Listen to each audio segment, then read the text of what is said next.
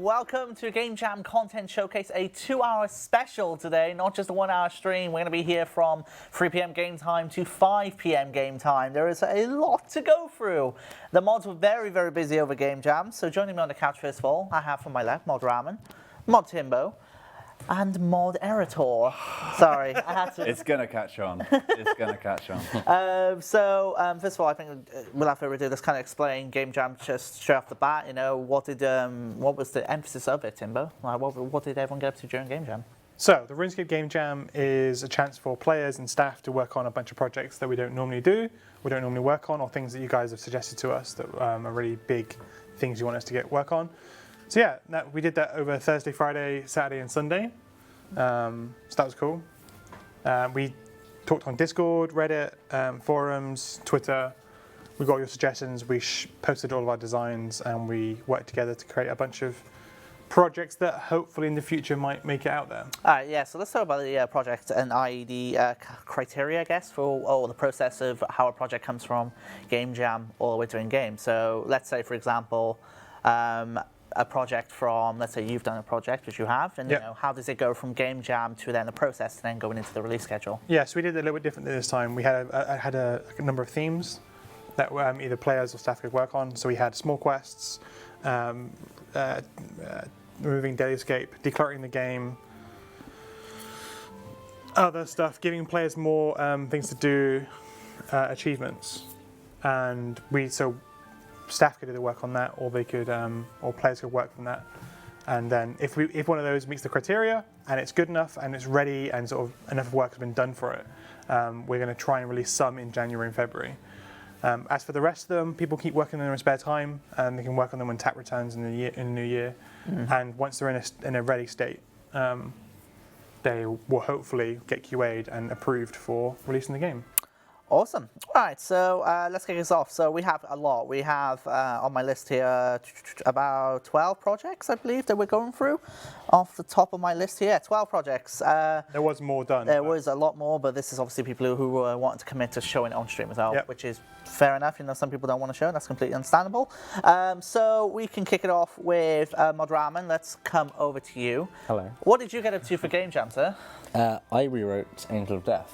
Well, how? I say rewrote. I fixed her up. She was in dire need of kind of just a bit of a polish. I wrote her when I was 2 years ago, almost.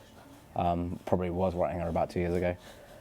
You totally were, because we were building up to the teaser at this point. So 2 years ago, I was writing Angel of Death whilst I was in QA, and I was in the process of learning code at that point.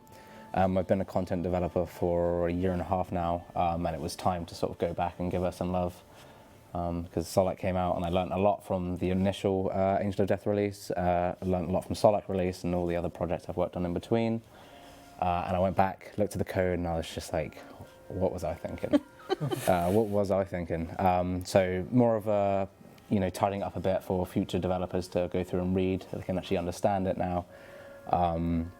And there were some bugs, and for a tier 92 boss, she needed just a little polish up, more for game health and future players who are going to be playing it. So what have you focused on in particular? Are you able to reveal some of the stuff? Oh, you are.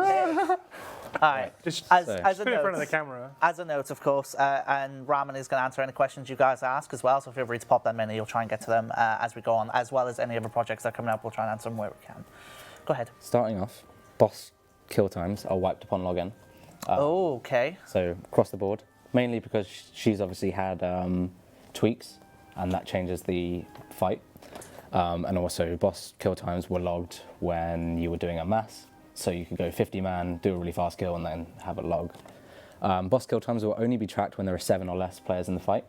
This is checked at the start, so there's no doing it 50 man, logging 43 people out, and then tracking at kill time. Yeah. And then we start getting into the good stuff. So minions will now shout when they are killed to give a better indicator of the order they are killed in. In the chat, they will show a different color. So if Cruel dies, it will say Cruel Master, I failed you in red. So you can clearly have a visual indicator of the order they were killed in. Especially with the tactic where people stack them all up underneath necks and chin. It's hard to see which one was killed first. The Icicle Slam attack has been changed. So previously the Icicle was 100k, which was absolutely mental. Everyone just left the person underneath it and let them deal with the bleed.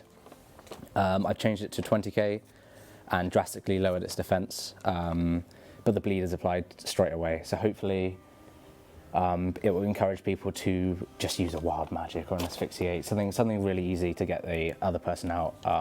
I've also reduced the amount of time defenses have put a cooldown, and I've removed the movement ability cooldown when you are icicled, so you can get back into the fight instantly. Nice.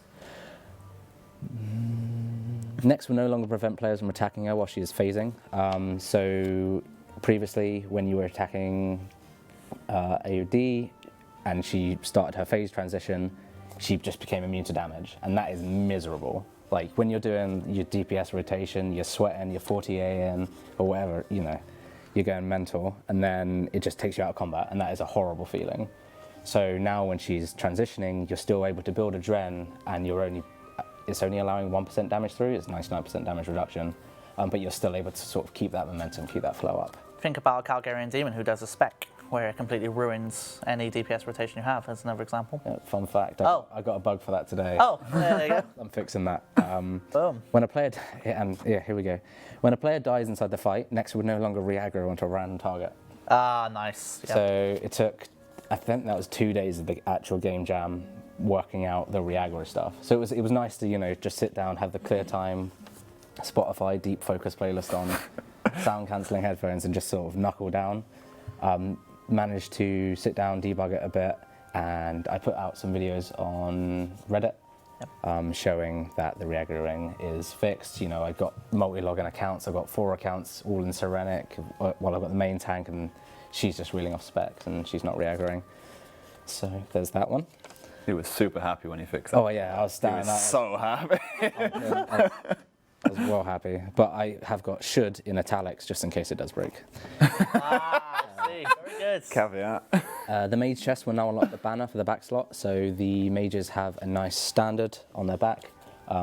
Players will now be able to have that. A typo has been fixed. Nice. It's good. Next will no longer hit everyone within melee distance when she hits the base tank. So this was one of the ones, one of the biggest bits of feedback is if I'm the base tank for Nex and Timbo's standing next to me because he wants to use melee, if I get hit, he gets hit with a cleave. And that's not very fun for him. There's no reason for it. The reason I initially added it was because of Beastmaster Durzag and Virago doing it. But for them, it kind of makes sense. You know, you've got this big rock. Yeah, a big rock slamming, yeah. Whereas Nex, she's a bit more precise, so she's only going to be targeting that base tank to make that feel a little bit better. Well, I say feel a little bit better. She'll be doing increased melee damage to the base tank. On the final phase, no, I scrapped that one. Nice. Good save. I mean, this is all on the Reddit thread, and I've discussed it all. Okay, cool. Originally, it was on the final phase when Nex is on the other side of the room. The bombs wouldn't do damage if stood in, but there's a lot of feedback saying, you know, this it's all about team coordination. So I reverted that change, and I'm happy to keep it that way. Cool. See, game jam in action. Yeah, no, it was really good to actually have all this big post, and everyone was giving feedback. Not much negativity. A lot of people are understanding of the changes. I've also given Nex an extra 500k life points. For a tier 92 boss, she was killed way too quickly, and to obviously make up for some of the quality of life fixes I've done, she's now been given just a little bit extra life points. Nothing mental. And Shadow Orbs were a mechanic that just got skipped, had no effect on the fight. Now they will hit players for less damage, but they will hit players found within a 2x2 area of it. So if you are 1 tile away, you will hit 1000 damage, and if you are right next to it or standing directly on top of it, you will be hit 2k. So you will want to move them out of the middle. Some small changes. Cool. Should definitely change how the fight feels. Didn't want to change it too much because obviously a lot of people are very used to the boss. As soon as you change something too much, players don't find it fun, or they don't want to learn too much. So all the core fundamentals are still there. It would just feel a lot smoother, a lot nicer So just to clarify, obviously with times being reset, that doesn't affect Reaper, so on and so forth. No, correct? no. Cool. Just wanted to clarify that for everyone who's like, what happens to comp or so on. So I forgot one change. Probably the biggest change with the boss is the loot system. When I wrote it, I originally had this grand scheme in mind where you have this main tank, you've got the off tank, and then you have this participation table. I've removed the off tank drop and just increased the DPS to award 6 people. And previously with the system, if say we're all doing it and Dan is the first to roll, Mod Erator is the first to roll. You've said it, that's fine. Spoilers. And he gets a drop. That means whenever me, Shawnee, and Timbo roll, we wouldn't have a chance at that rare drop. So what I've done is I've multiplied the drop rates by 7, and everyone just rolls on a drop. So that means you can get 7 ones per kill, you can get 7 codexes per kill, but the drop rates per kill are the same. But if you have a Hazel Mirrors, you might even get that double drop. Doxed. Who knows? Yes. So as I think it's really cool because in a way this is somewhat still new content, especially for people towards the higher end of PPM. Yeah. It's a bit more of a intro, right? It's a boss on the ladder, and it's a boss where, because it's a massable boss, people, when they eventually get to that level, they are able to sort of drip feed them, and then they do it with less and less people. Cool. All right. Awesome, there you go. That was Mod Ramen and the changes to AOD that he got up to over GameJam. Of course, 2 days being taken up by aggro. Good old aggro. Hopefully this fix should also be the P2 aggro fix for Sarlacc, which would be good news. Oh, where he'd aggro randomly? Yes. That'd be awesome. Wonderful. All right, so let's come to you, Mod Erator. So you focused on... Sorry. I think you mean Dan. So, that guy? what did you get up to during GameJam? So I actually only participated. Words. What day is it? Tuesday. Yes. Christ. I actually only participated in one day of the Game Jam. Okay. I had a whole bunch of project work on. I was busy at the weekend, so I just stuck to the Thursday and just designed working on Dailyscape reduction. The biggest focus was on the Guthix in cache. So obviously the biggest problems with Dailyscape that we were aware of is cache, warbands, sinkholes. Yep. Because they provide sort of like the best XP rates in game, right, for their respective skills. So I thought I'd take one of them, which was cache, have a think about it, what can we do about it. And yeah, got a design out to the players on the Thursday, had some back and forths, tweaked a few things, put it on my Twitter as well. And yeah, we've discussed it as well now as a council, as a skilling council. And yeah, it's seemed pretty good. So I kind of want to ask this question just so people can understand. Why do we consider Dailyscape to be a bad thing, I guess? Because obviously we want to change it. We want to do stuff to these daily activities. Why do we consider these elements to be changing? Just to kind of hammer home that point, I guess. Sometimes it can feel like a bit of a chore. So sometimes you're logging into the game and you're like, oh, I need to do all this stuff today before I even start playing whatever I want to play. And at that point, you're like, well, F this, I'm just going to log out. Then that's when Dailyscape is a problem. Cool. Not every single daily thing is a problem in game, but that feeling specifically is the problem.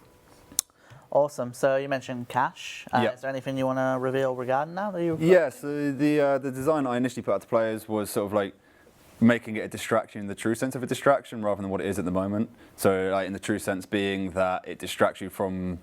A distraction should be something that distracts you from when you're actively training the relevant skill. It takes you away from it to further your training in that skill, and then you go back to training it again. At the moment, cache is like a distraction from training the entire skill altogether, right? And I mean, we've looked into it, and there's like a few thousand players that are literally just playing cache to level their divination, and that's a problem. So the biggest thing that I was looking at doing was getting rid of the XP reward from it. I'm trying to remember everything because it was a few days ago now. So getting rid of the XP as a reward from it, converting probably to bonus XP, opening it up every hour, but it'll be more of a random start, so you can't just turn up, farm bonus XP, leave every hour. It sort of benefits the players who are actually in the area. Within the cache itself, probably going to change. Initially I said, because at the moment cache is a very solo thing in a multiplayer activity, so it's a very solo motivation of like, you just want to get your own points and get out, even though it's actually like a multiplayer thing. So initially I put out to say like, oh, maybe we make it a multiplayer target instead, scaled based on the number of players that are eligible at the time of starting. That was the one thing that didn't go down particularly well with all players. So it'll probably be a case of actually we just redesign everything that is in the cache itself. So rather than having like Crezbots and stuff like that, maybe it's actually just a different activity altogether when you're in the cache. And so it'd be still a solo thing. You'll still have your own personal targets, and then you can get straight back out again.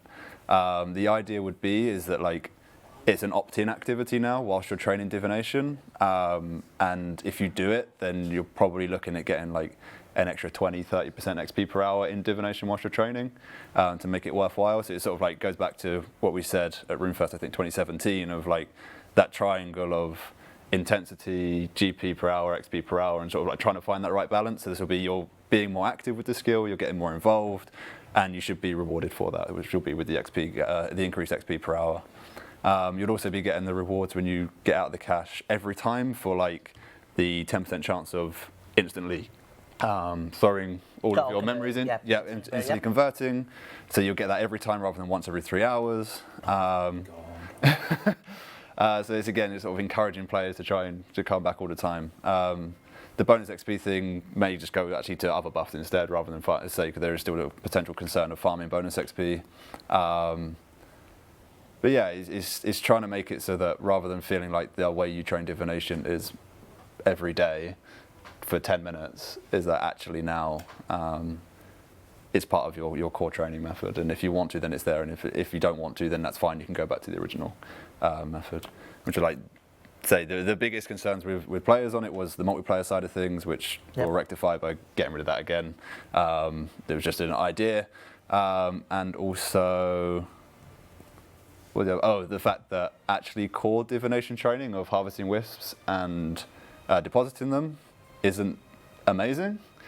So potentially to do a big change like this to cache, because there are players that just want to boycott the skill just because it's not great, rather than best skill rates. I feel like Hall of Memories has helped a lot, though. Yes, but that's level 70, right? No, yeah, for sure. Yeah. But in regards to, especially that grind from 70 in divination is very sluggish in that sense. Like you've got to, like if it wasn't for cache or Hall of Memories, you'd be there for quite a while. So I feel like Hall of Memories kind of helps towards that.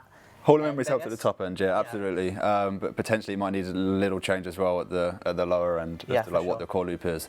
But then it's strange, at the same time we was talking about this upstairs, and it's like fishing and stuff is actually even less than and fishing, woodcutting stuff is even less than what divination is, right? Of like you literally just sit at a spot and you do nothing. But it's like we're trying to figure out as to why divination therefore is perceived badly in comparison to fishing. But maybe it's the fact that fishing has like real world connotations that you can connect to and be like, it makes sense for fishing to be standard. Comments below. Yeah, it's like because like fishing is a real world activity of where you just go and you do a thing. So in game it makes sense to be that. Divination's got a tie into invention now, though. There's like you now have to get 80 divination if you want to experience invention. That kind of I imagine adds to it. Yeah, would be my guess anyway. But having already started to train divination on my hardcore Iron Man again, then I can't wait to get to Hall of Memories, so I can't tell you that much. Exactly, but say for the most part, the cache changes proposed went down pretty well with a few little tweaks.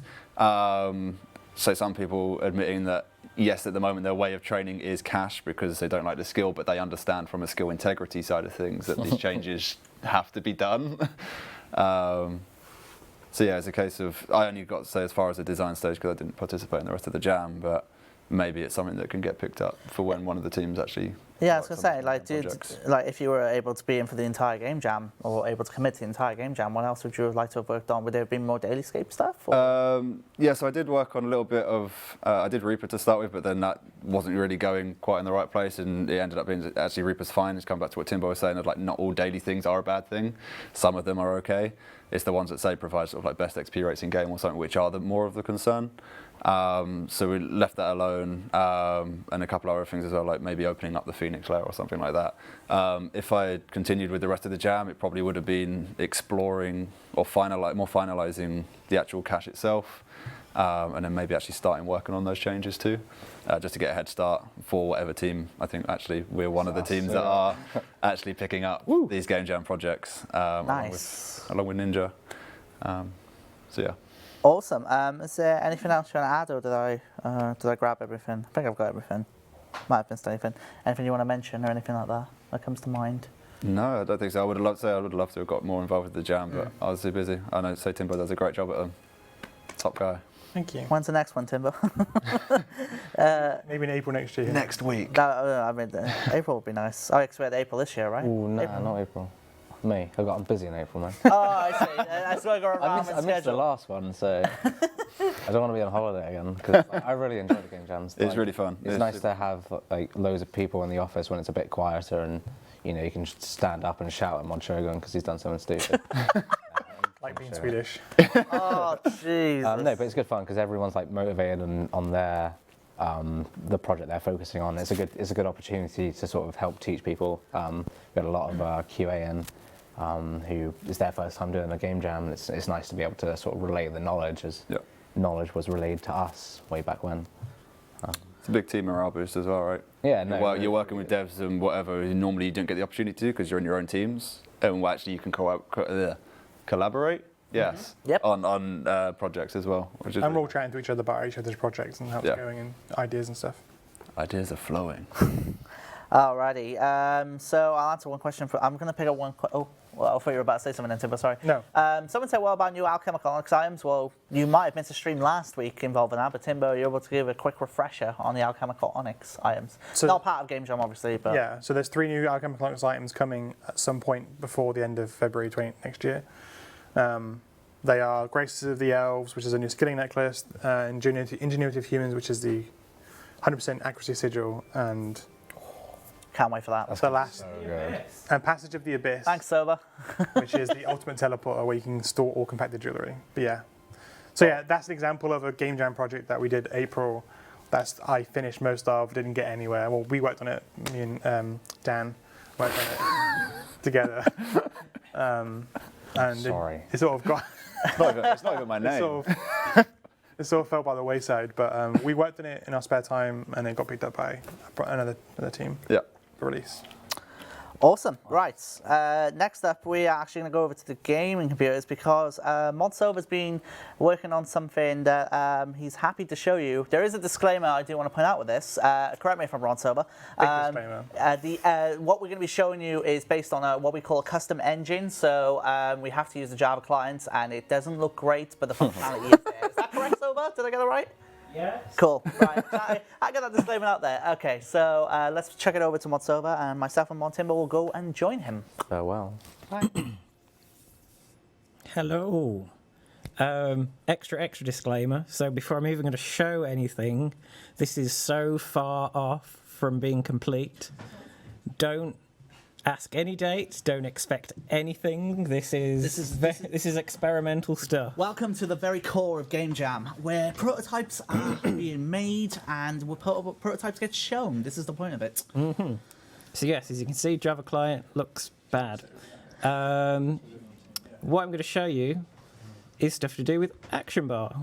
So here you can see I've got some stuff. This is generally what you'll see when you have your Excalibur on your Action Bar, and it is not useful. I do not want to will my Excalibur what kind of insane person I am. No. What you do, you go and right-click it in your inventory. Drag your Action Bar up just a little bit. Okay. Actually, they fixed it. Never mind, they fixed it. Thanks, guys. They fixed the cropping. We're good. Okay, Sorry. Put it in the okay. middle anyway. All right then, all right. Boom. Yep, I'm going to hide my face. So, I have added to the customize keybind option here. Usually what you'll be used to, if you click this, it will open up the options to set what actual key on your keyboard triggers this button. But now, it asks you, do you want to go to keybinds, which is what you'd usually do, or do you want to change the action? Yep. I want to change the action. Ignore this bit. I want to. You didn't see that? The magic of post-editing. Oh no, we're live. What's this? These are all of the right-click options available to the Such enhanced a Excalibur. good change. What? No bind destroy. Oh yeah, sure. That's what we wanted to do, right? I wanted to just like throw these things in the lake, Really so I can easy just. way so I can throw it away. Yeah. I can just go there, stand at the lake, talk to the lady of the lake, take the sword, and then throw it in her face, and then repeat really fast. No. You better select activate. Yeah, I selected activate. Wait, I didn't select activate. Oh no. You hyped it up. I did hype it up. Boom. Inventory. Boom. Activate. Oh, see, this is why it's prototype. FYI. Yeah. Okay. It's all broken. I literally. Let's see if this one works. Oh no! Literally broken. Literally You've hyped broken. it up, and Right, I'm going to do it again. I'm going to start fresh. New action bar. New action bar. if this fixes it, Get my honestly. logs here. Customize them. This is why it's Action. prototype. Yeah. Drop. Drop. No. What happens if you click it? What happens if I you click left-click it? it. What happens if you actually press 1? Yeah. What happens if you Does it actually still press work, the but it keybind? doesn't look like it's working. So yeah, if you left click, or press the bind. Oh, nothing happened. Nothing's happening. Is the keyboard on? So technical difficulties. This is again. This is- Let me reiterate this many a time. This is why, first of all, 1, Game Jam. This is why it's not releasing so soon. 2, this is why it's Game Jam. And for stuff like this, for comedic moments, it happens. This is the beauty of game development right here, in my opinion. I mean, you can see what we tried to do. Yeah. I've Just got, imagine it. go to imagine my it. go to my Twitter account. There are gifs of this working. At JagXover. Oh, At- well, yeah. Let's see if we can get the GIF up. Actually, that'd be ideal. So we can actually try and save this a little bit. light it. Almost. Fudge. Fish. Anyway. Does the equipped one work? What is that? Let's see. Let's wear it. You guys know what we're doing. Yeah, Like, yeah, You know yeah. what's going to So happen. If I don't want to go to miscellaneous on left click, I'm gonna go. to the Grand Exchange. My Is it equipped miscellaneous on left version. click? I didn't. Yeah, wow. miscellaneous I've never is the added the standard one. dwarfs to If I my. want to go to the Grand Exchange. Oh, That, that, that works. See, it does work, everyone. we did it. We did it. All right. We could save this. We could save it. Let's see if. It works for equipped. Keldgrim. You need to equip it. Equip the Okay. Excalibur. Equip the Keldgrim, Excalibur. Grand Exchange. Equip that Oh, we Excalibur. found a bug. That's all right. Willed it. We can save this now. Okay. Let's do this. Activate. There we go. No, it's already. That's its default. That's all its default. I'm excited. Sorry. Oh, come on, all right. Come on, Excalibur, work for me. Work for me here. Action. Inventory. Activate. I love Game Jam. Activate. Oh, Do we have that tweet ready? Yeah, give me a sec. Okay, cool. Let's get that tweet up if possible. This I mean, the Do we have it? Okay, so first of all, let's talk about the project itself. So this is something you originally started in April in the older Game Jam, is that correct? No, tap. Oh, it was TAP, apologies, yes. Yeah. So what is this project relying on? Like, just so people... So if I've just come to watch a stream for the first time, I don't know the status update of this project, what does it need done to get it out there?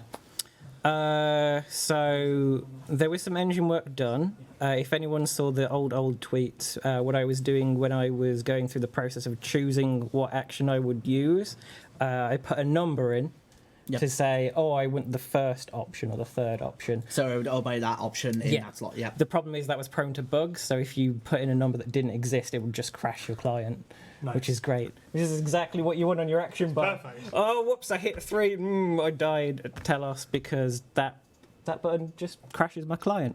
Obviously, that wasn't a good thing to do, and Yeah. there wasn't really any options to... there's a Can't really show the tweet, sorry. Fix it. the tweet's in the chat if you want The to. tweet is in the chat, so Cool. if you're listening to the stream, open up your chat and click the link of RuneScape in the chat. Wait, I can do this. I know what you're about to do. He's gonna try and bring up the tweet on this computer. We are so ahead of the game here, everyone. Shameless. Here we go. Look at the promotion of the Twitter is unreal. Blah, blah, blah, blah, blah, blah, blah. Okay, this one. You. There we go. Right. Okay. So, yeah, light. Yeah. And it There we go. It literally worked before you came over to the sofa. I'm blaming. Wait, so I'm blaming it myself. worked before? Yeah. What? I don't What? know. I don't know. So, as you can probably tell by me having to use the Java client, Yes. this stream is really weird. It's a you bit can experimental. You can see actually if I open up my chat here, I have lots of errors. that looks- repeatedly happening. That looks fine. Everything is going fine on my world. So, okay, back to the tweet. Do we just blame me for this? Is this how it goes? Like Yeah, tradition, blame Sean. tradition goes that we normally do that. So, yeah.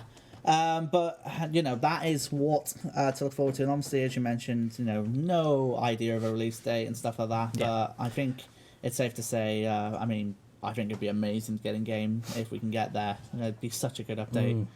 Also demoing a couple of niche parts of it here, so you can have an item on the bar multiple times with different options. So you could have I've got light logs or craft logs as an example. Yes, yeah. Okay, cool. I've got like light and drop in these two gifts here, so I can. Or look at the dwarves there with 2 different teleports. Yeah. Nice. Oh, that'd be so good for actually your alchemical onyx items coming up as well. Passage of the Abyss. Oh my goodness, that's amazing. Yep. We don't have a release date, unfortunately, but I think whenever it comes out, it's going to be pretty hype, to say the very least. Yeah, I mean, the basic thing is if you guys like it, we'll keep working shouting on about it, and people will say, "Oh, maybe we should give this project some time." If you keep bugging us in Twitch chat and on Twitter and Reddit and stuff, then we will hopefully keep working on it. Yes, Rubik 2022 release date. Even that is probably Please optimistic. don't even go on that line, whatever you do. But yes, that is the action power side. Was there anything else you got up to during game time, or was it literally just focused on the action power itself? I looked a bit at some invention machines to reduce Dailyscape stuff, but I did not get much of that done because most of the weekend was spent on doing this, figuring out how much work it would actually be to get it into the game. The answer is a lot. So actually from this demo that failed and these tweets, you can probably see that there aren't options like use or equip and unequip on there, and those are some of the problem points of like how do we deal with like these really core interactions with items that technically code side are nothing to do with the item. They're just kind of like automatically thrown in by all of the interfaces, which the action bar doesn't know anything about, so it can't do those things. So there's lots and lots and lots of cool work to do, which is why we can't say anything about releases or. But obviously, we want to show this to show the potential of it, and and when if it does release, then you can get very excited for it and keep letting us know if you want to see it. So, Papa, I think, is that everything sober? Or is there anything else? Awesome. Right. We have, it's about to get very crowded over here because we have 3 mods joining us now. I have to wheel over. I'm going to have to wheel out. Yeah, we're going to have to do some excellent I'm going to climb under the desk. chair maneuvering here to try and make this work. So I will hop off this chair and then let these 3 guys sit down. Yeah, it's fine. We got this, everyone. Oh no, there are too many Go chairs. that way. Go that way. Do you want technical difficulties there, screen?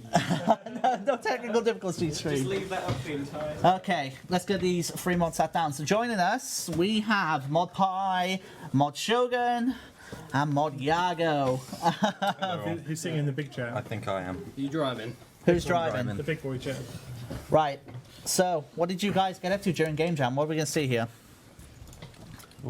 Don't all go at once, guys. That's alright, I'm just trying to get in. So what we took on was Can't even see you, Johnny. It's fine. something that I've Molyneuxed quite a few times at RuneFest. I think Molyneuxed is the best way to describe it, isn't it? Yeah. Or Osborning. Ozzing, yeah. Oh, God. Is it ozzing or ogging? I don't know.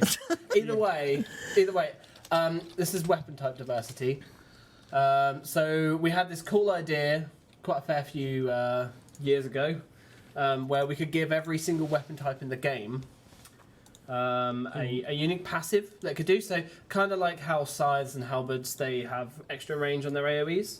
Wouldn't it be really cool if every single weapon type in the game had that kind of niche? Mm-hmm. So our goal was to go through and apply this to every single weapon type. Oh, Harry Potter took long enough. Some bearded Harry Potter, maybe. It's been a while. Harry Potter? I'd love to be a wizard.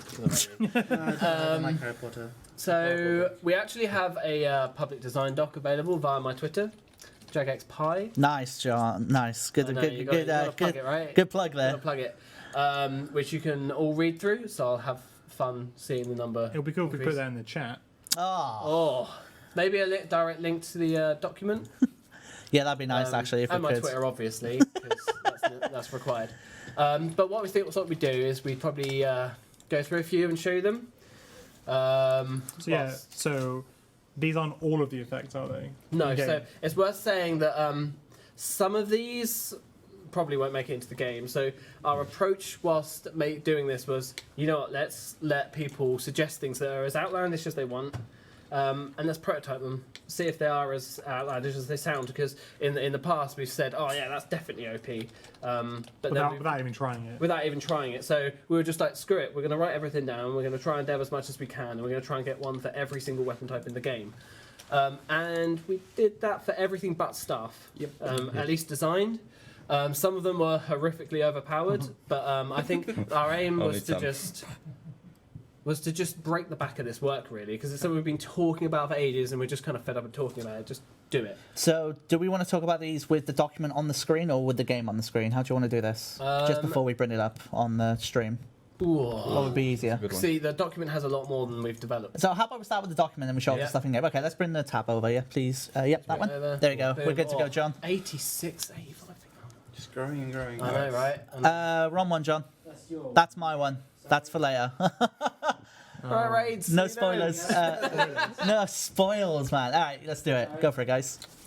Right, cool. So Oh, this is great stream material. I know, right? Oh, I love a good Google Doc. So we broke melee down by each weapon type. So we'll just go over these really quickly. So daggers have an increased chance to crit against an unaware enemy. So for your opening hit, for instance, whilst they're flanked or versus they're stunned. Initially, this was you always crit, but then we tried it on a combat dummy, and apparently always critting is pretty overpowered, especially when you do stuff like a DDS spec, for instance. You're like, oh, yeah, this is broken. Oh, Iago zooming in. What a hero.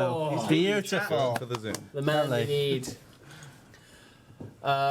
So initially this was really, really broken. So what we've done is we've done a stacking bonus. So like your initial hit, if you've got a main hand dagger, you get an extra 10% chance to crit. You've got an offhand 5%, but these things all add up. These things add up so much that we finally had to add a hard cap to critting, which is Wow. like 33.3%. So 1 in 3 of your hits crit. I mean, that's pretty Still pretty good. generous hit cap, right? This doesn't affect your guaranteed crits. So like if you do your mutated fury, that's still 100%. That doesn't take into account. Next. Next,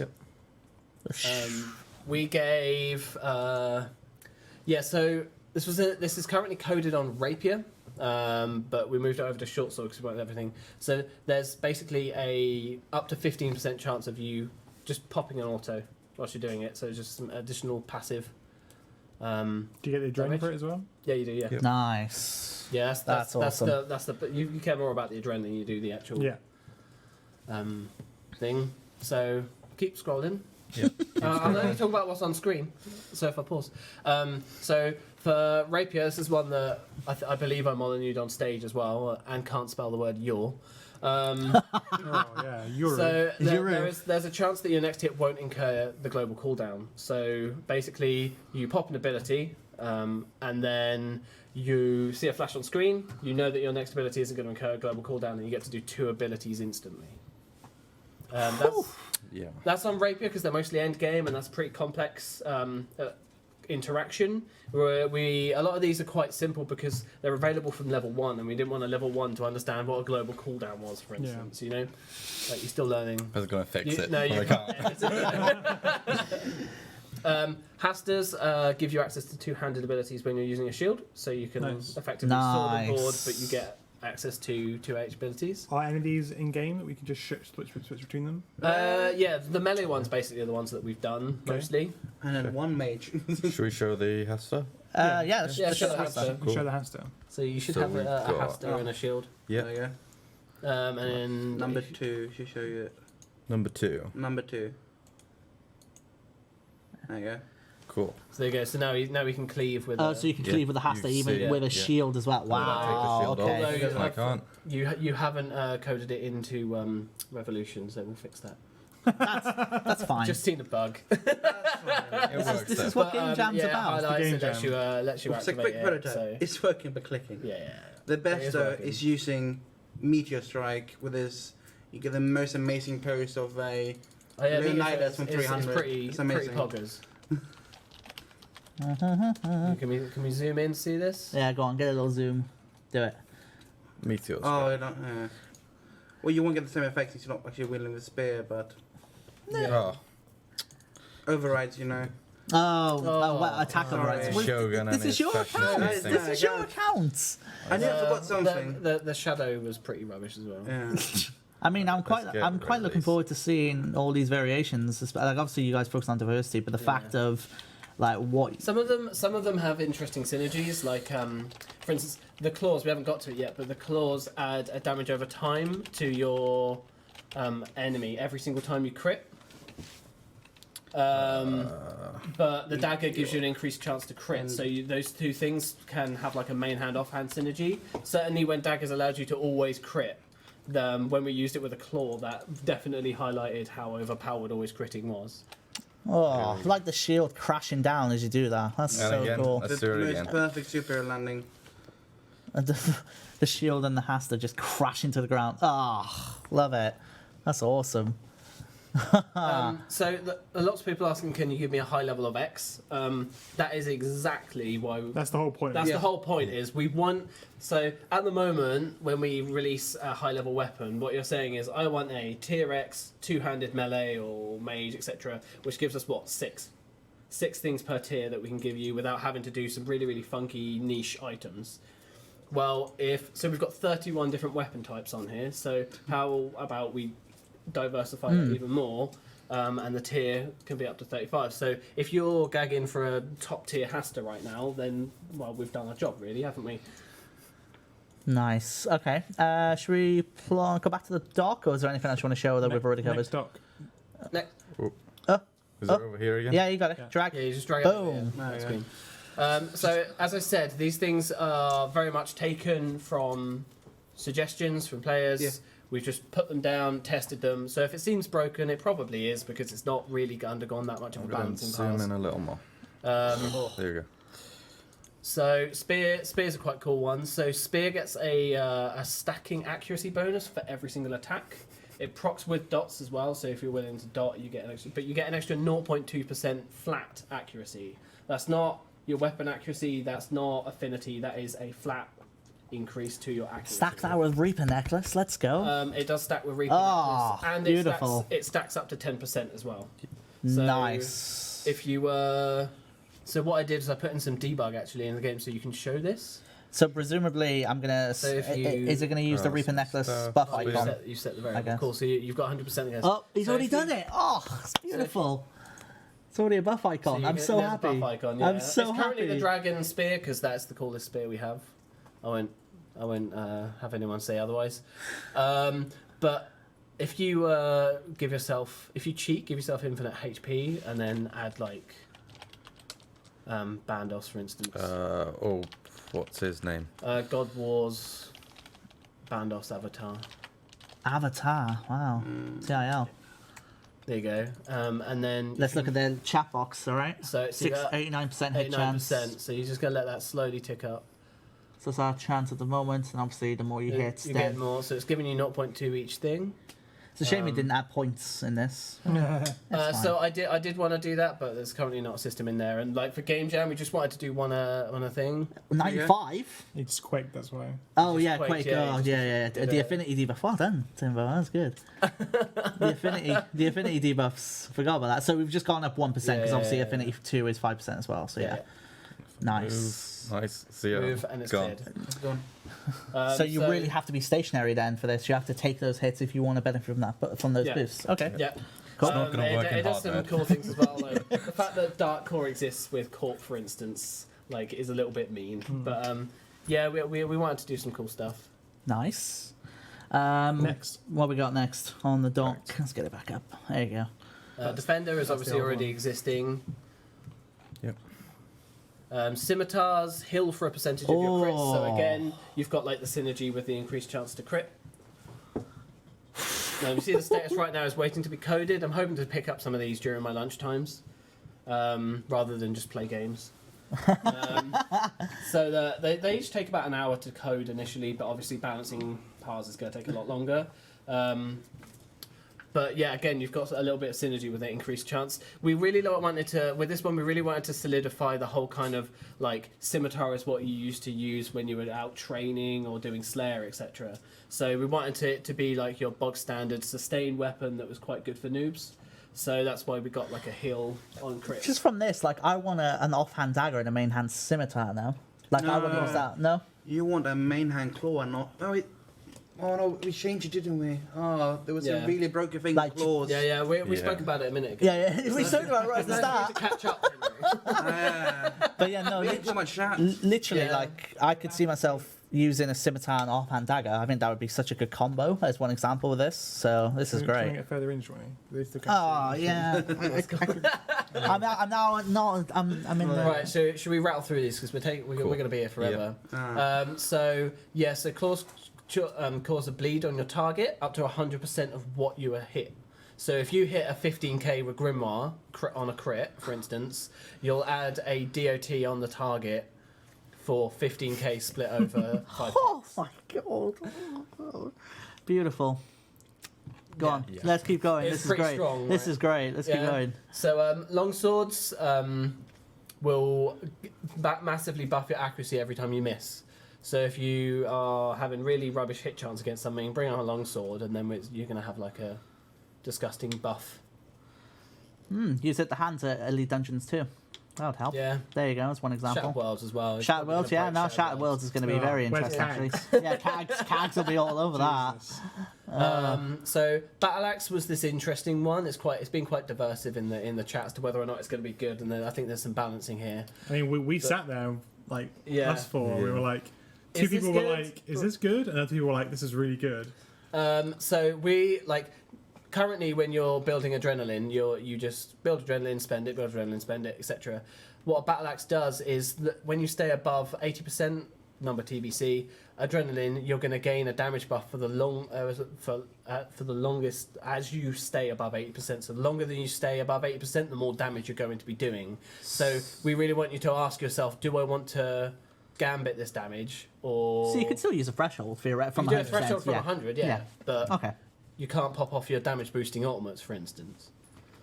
Yeah, very risk reward that. That two-handed sword sounds amazing. Wow. Okay. Yeah, so That sounds amazing.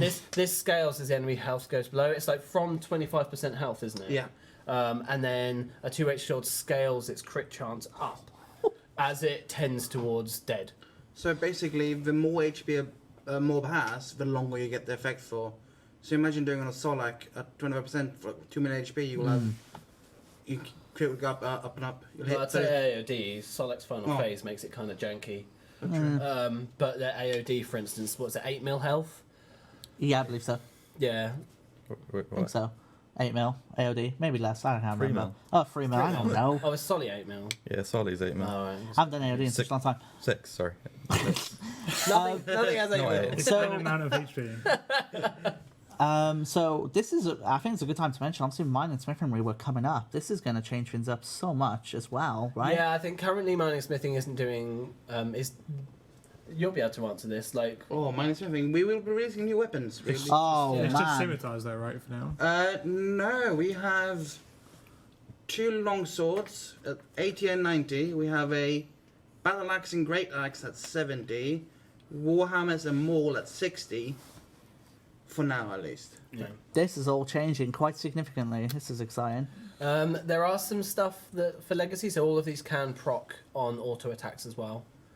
And there's something that's made specifically for legacy. Someone suggested swapping two-handed and whip, which actually isn't a bad shout. I mean, it'd be pretty awesome to have the whip like with a constant crits with low health, but I don't know. Yeah, we already swapped whip with longsword. I think Oh, okay. this Yeah. effect right here was originally with longswords in that you like every attack you hit an enemy in a range 2 cone in front of you. So it's obviously not as good as like a scythe or something, but if you can group them up in front of you, then you'll do tons of damage. And AoEs extend in the direction that you're facing, so they will do scythe. So if you're like standing facing something, you can get scythe, but you can also grab an offhand as well to get one of the other effects while still extending your range.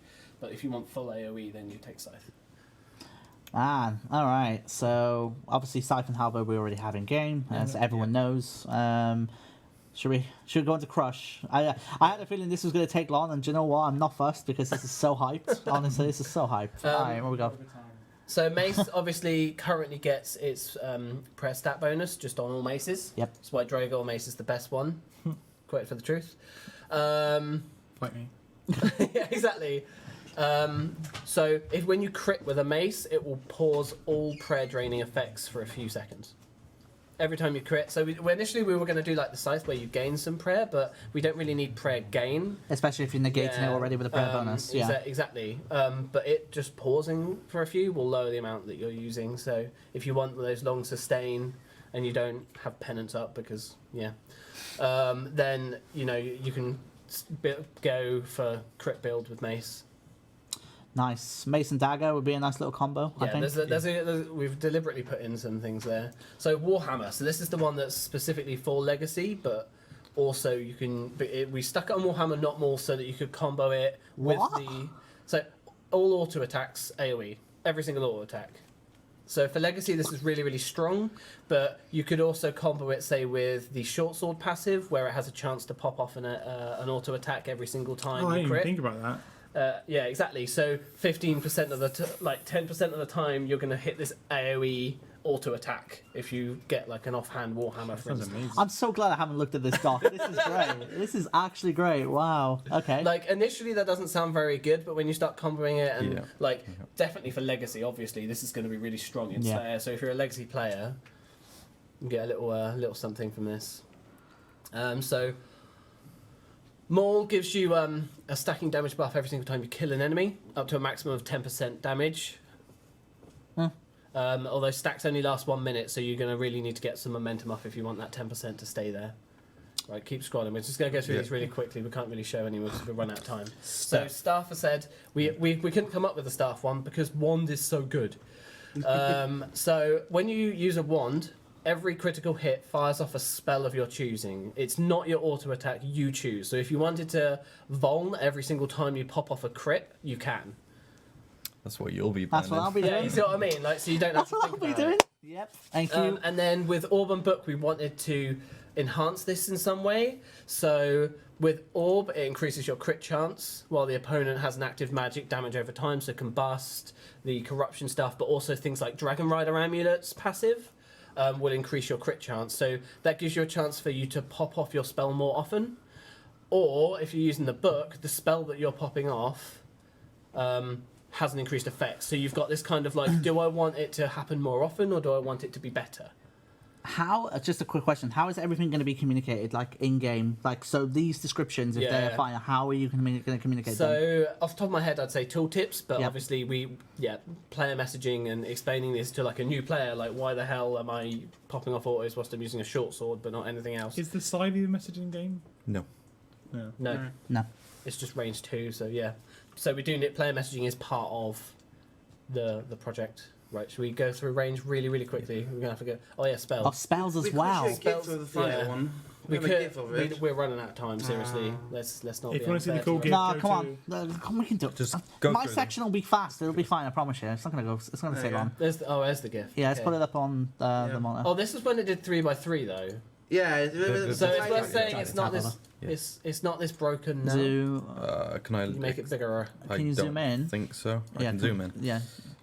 Yeah, that's fine. Initially, when we made this, we made the explosion 3x3, and it was a bit broken. Jeez. I did also NPC add. Oh, yeah. NPCs. a few monsters in there. This is now 1x1, so it only affects the square that the NPC is on. But if you like stack the enemies on top of each other, then they will explode off of each other. Cool. Wow. Okay. So that's Air we wanted to solidify as like the default newbie choice. Like air only requires air runes, or the other ones require other stuff. So air literally has a chance to deflect an enemy attack. So basically, you won't get hit for that time whilst you're using air. So it's a very defensively focused one. Water and earth we wanted to be your I'm a top end PVMer. I want more damage. You know. So going in terms of complexity, we'll start with earth. So Earth has every third hit you deal more damage. Nice. And what we want to happen here is we really want to mess with your DPS rotations. We want you to think about whether or not you want to do another basic or you want another threshold, and then your cooldowns are going to mess with that even more about what's going to be up. We want you to basically think more about your DPS rotations and to force you into a hole. But if you really want to take that to up, we've got water, which you gain 0.5% damage every single time a new ability is used. When an ability is repeated, this bonus is reset. So if you do the same ability twice, you don't get the bonus It's going damage. to get you to do abilities you've never done before, really. Yeah, Like exactly. when you haven't done it in a while, anyway. Yeah, to try and get more damage. No, people are quoting force me into a hole. Thanks, guys. But yeah, like water and earth, specifically there. No, it's deliberately not revolution friendly. That's fair. Because we want people that do put more time into their rotations to get more out of it. And then for ranged, oh boy. Yeah. So bows are a weird one because we've got some things which span multiple of these categories. They would have both effects. So a short bow will reward you for getting close up to your enemy. So range, not typically you stand unless the boss tells you to move. You don't move, even if the boss moves. So short bows, they will deal more damage the closer you are to your enemy. So if you manage to maintain MD whilst using a bow, a short bow, it's going to deal more damage than it normally would do. Shield bows, we've got quite a simple one. You just take less damage whilst channeling. So if you're using a shield bow to tank, you take less damage basically. Composite bows, there's only like 2 in the game, but we wanted to add them anyway. And that allows you to move whilst channeling, which also may or may not free up your glove slot. You obviously don't get the increased hit chance on snipe that you would get if you use Nightmare Gauntlets, but it also will affect like rapid fire, for instance. So there's a little decision there. Charge bow is just a thing we have in the game. It doesn't require arrows. That doesn't mean to say, yes, our got bow, we're just going to make it a charge bow. Like I said, it can span multiple. And then longbow, you've got +1 range, as you know with the longbow, but also crits are going to lower cooldowns. How this goes about, we're not sure yet, whether it lowers all or a random one or a specific one from the left of your action bar, whatever. Crits will lower cooldowns. Cool. All right, bolts. Bolts. Obviously, bolts are already... So right now, I'd say there's definitely a crossbow favourite on this. And with backies, we're probably going to have to readdress this. We're not ignorant of it. But a 2H crossbow, standing still for 8 ticks will give your next attack a 20% accuracy buff, and bolts have an increased chance to proc. The buff gets used up each time. So, yeah, wow, okay. Yeah. Yep. Double hits from basic as well for the pistol. So pistol crossbows are your dual wield crossbows. We call them pistols. They have a chance to double hit a basic ability. Originally, this was just any ability, but then we're like, what happens if you double hit shadow tendrils Or snapshot. or snapshot, or yeah, exactly. So it's only basic, but then if you double hit a snipe, like whilst under death swiftness, then that's going to be really, really strong. This is so good. I love it. Like I said, balancing TBC, Yes, and of some of course. these things may move about. So for darts, we wanted to give range. So at the moment, you bring melee for Statius Warhammer, you bring mage for Voln. We wanted to give range a little something. So this will add stacks that lowers the enemy's defense. So not affinity, just defense. Just like their armor and Cool. their defense level. So Okay. you bring a mage to deal more damage. You bring melee to nerf the affinity, and then you bring a dart user to lower the boss's defense. This affects everyone in the fight. It affects the NPC. And then for knives, Knives yeah. is a stacking damage buff, but this drops off really, really fast. So straight after your rapid fire, you're going to be really, really strong. But if you're just doing normal basics, then Is this going to work? Sorry, is this going to work with the weapons in DG? Out of curiosity. yeah. should Okay, cool. Just like to clarify that one. So I'm currently using knives. I'm a hardcore Iron Yeah. Man in DG, so this will be nice. Nice. For thrown axes, we wanted something that harks back to the old days where you'd use the rune thrown axe to knock down the doors at dags. We wanted something that would grab targets from a longer range to pull them in. So you've got a chance for your ability to chain to the nearest target up to a maximum range of 5. We're almost done. Trust me. Yeah. I promise, John, don't worry, we're not going to fall behind because my section is not going to take long. I promise you. Behind by 5 minutes. I know that. It's fine. Don't worry. I've got this. And javelins, what we have is a piercing straight line damage effect. So it hits the first 5 targets in the line between you and your target and travels past the target up to a maximum range of 8. So, for instance, if you're doing AOD, you can stand in a line between you and the Reavers, and you'll deal damage to the Reavers whilst dealing damage to Nex, for instance. So it will pierce through the Reaver into Nex, and potentially, if the Reaver's close enough, into the next Reaver. Is that dare I say, is that everything? Yeah. Yeah, that should be. That's Chins not, already have some. right, okay. Well, I don't think I don't want to end it just yet, only because Sean's gonna hate me. But like at the end of the day, I feel like it's worth like stressing that what did you like, Shogun and Yago? I know Mopai's done most of the talking, but Sorry, I'll no, shut it's up. fine. I mean, I know what. I So mean, these guys have helped massively. yeah. So what have they been helping with specifically over game, Sean? Both designing, going over player suggestions. You coded a few, yeah. like The fire one was the me. fire one and the Yes. 2H. Testing them out, make sure they're not too broken like the daggers used to be. Yeah. Like I said, this was like rapid prototyping, right? So Yeah. having one developer and 2 people that can like sit there, play test, help me with numbers, tell me what doesn't work, try it in different situations. Like that was a really good thing, and we did a ton of brainstorming with just like our ideas, the players' ideas, to try and fill out this document as much as possible. I mean, it looks hype. I mean, presumably, like this is going to come out. I'm confident it would, but obviously, when that day comes, there's going to be a very long news post on explaining every single one of these. I feel. This is definitely Yes. But yeah, again, balanced TBC. Of course. Things might move around and deleted and replaced, etc. So That's awesome. don't start selling your wands. Buying them. I don't know, one of them. Or buying fire runes for that incredible gift that was shown earlier. And remember, that was only 3x3 and it's now 1x1. But anyway, I think that is everything. And my goodness me, that was awesome. Seriously, guys, that was so good to see. So that was Mopai, Mod Yago, and Mod Shogun with weapon diversity. So hopefully you all enjoyed that one. We're going to come over to... I'm going to scoot over a little bit here because when I go through my section, thanks guys, that was awesome. So I didn't have all the time in the world in GameJam, but I managed to take part a little bit. So what have you done, Sean? I managed to get a couple of things done, some cool little things that I'd worked on before and got to finish them during GameJam. So before you start going, what's your project? Explain what your project is. Well, there's kind of 3 mini projects, I guess. There's like 3 little things. One is a quick QOL for ports, which I'll get to finish it off, and then 2 of them are to do with the grouping system. So basically, in my clan, we go raiding. We'll take along learners and stuff, and I find it difficult at times to kind of figure out where they're going wrong, if they happen to be dying or so on. Like I kind of want to have an idea of what's going on. So for this, I wanted to have a way of seeing, what's in their inventory, or how is that going. So well, yeah, basically, where are they going wrong? So I can help them. exactly. So in the grouping system, right now you'd be able to right-click, and then this used to be something called Set Stats. This is now called Inspect.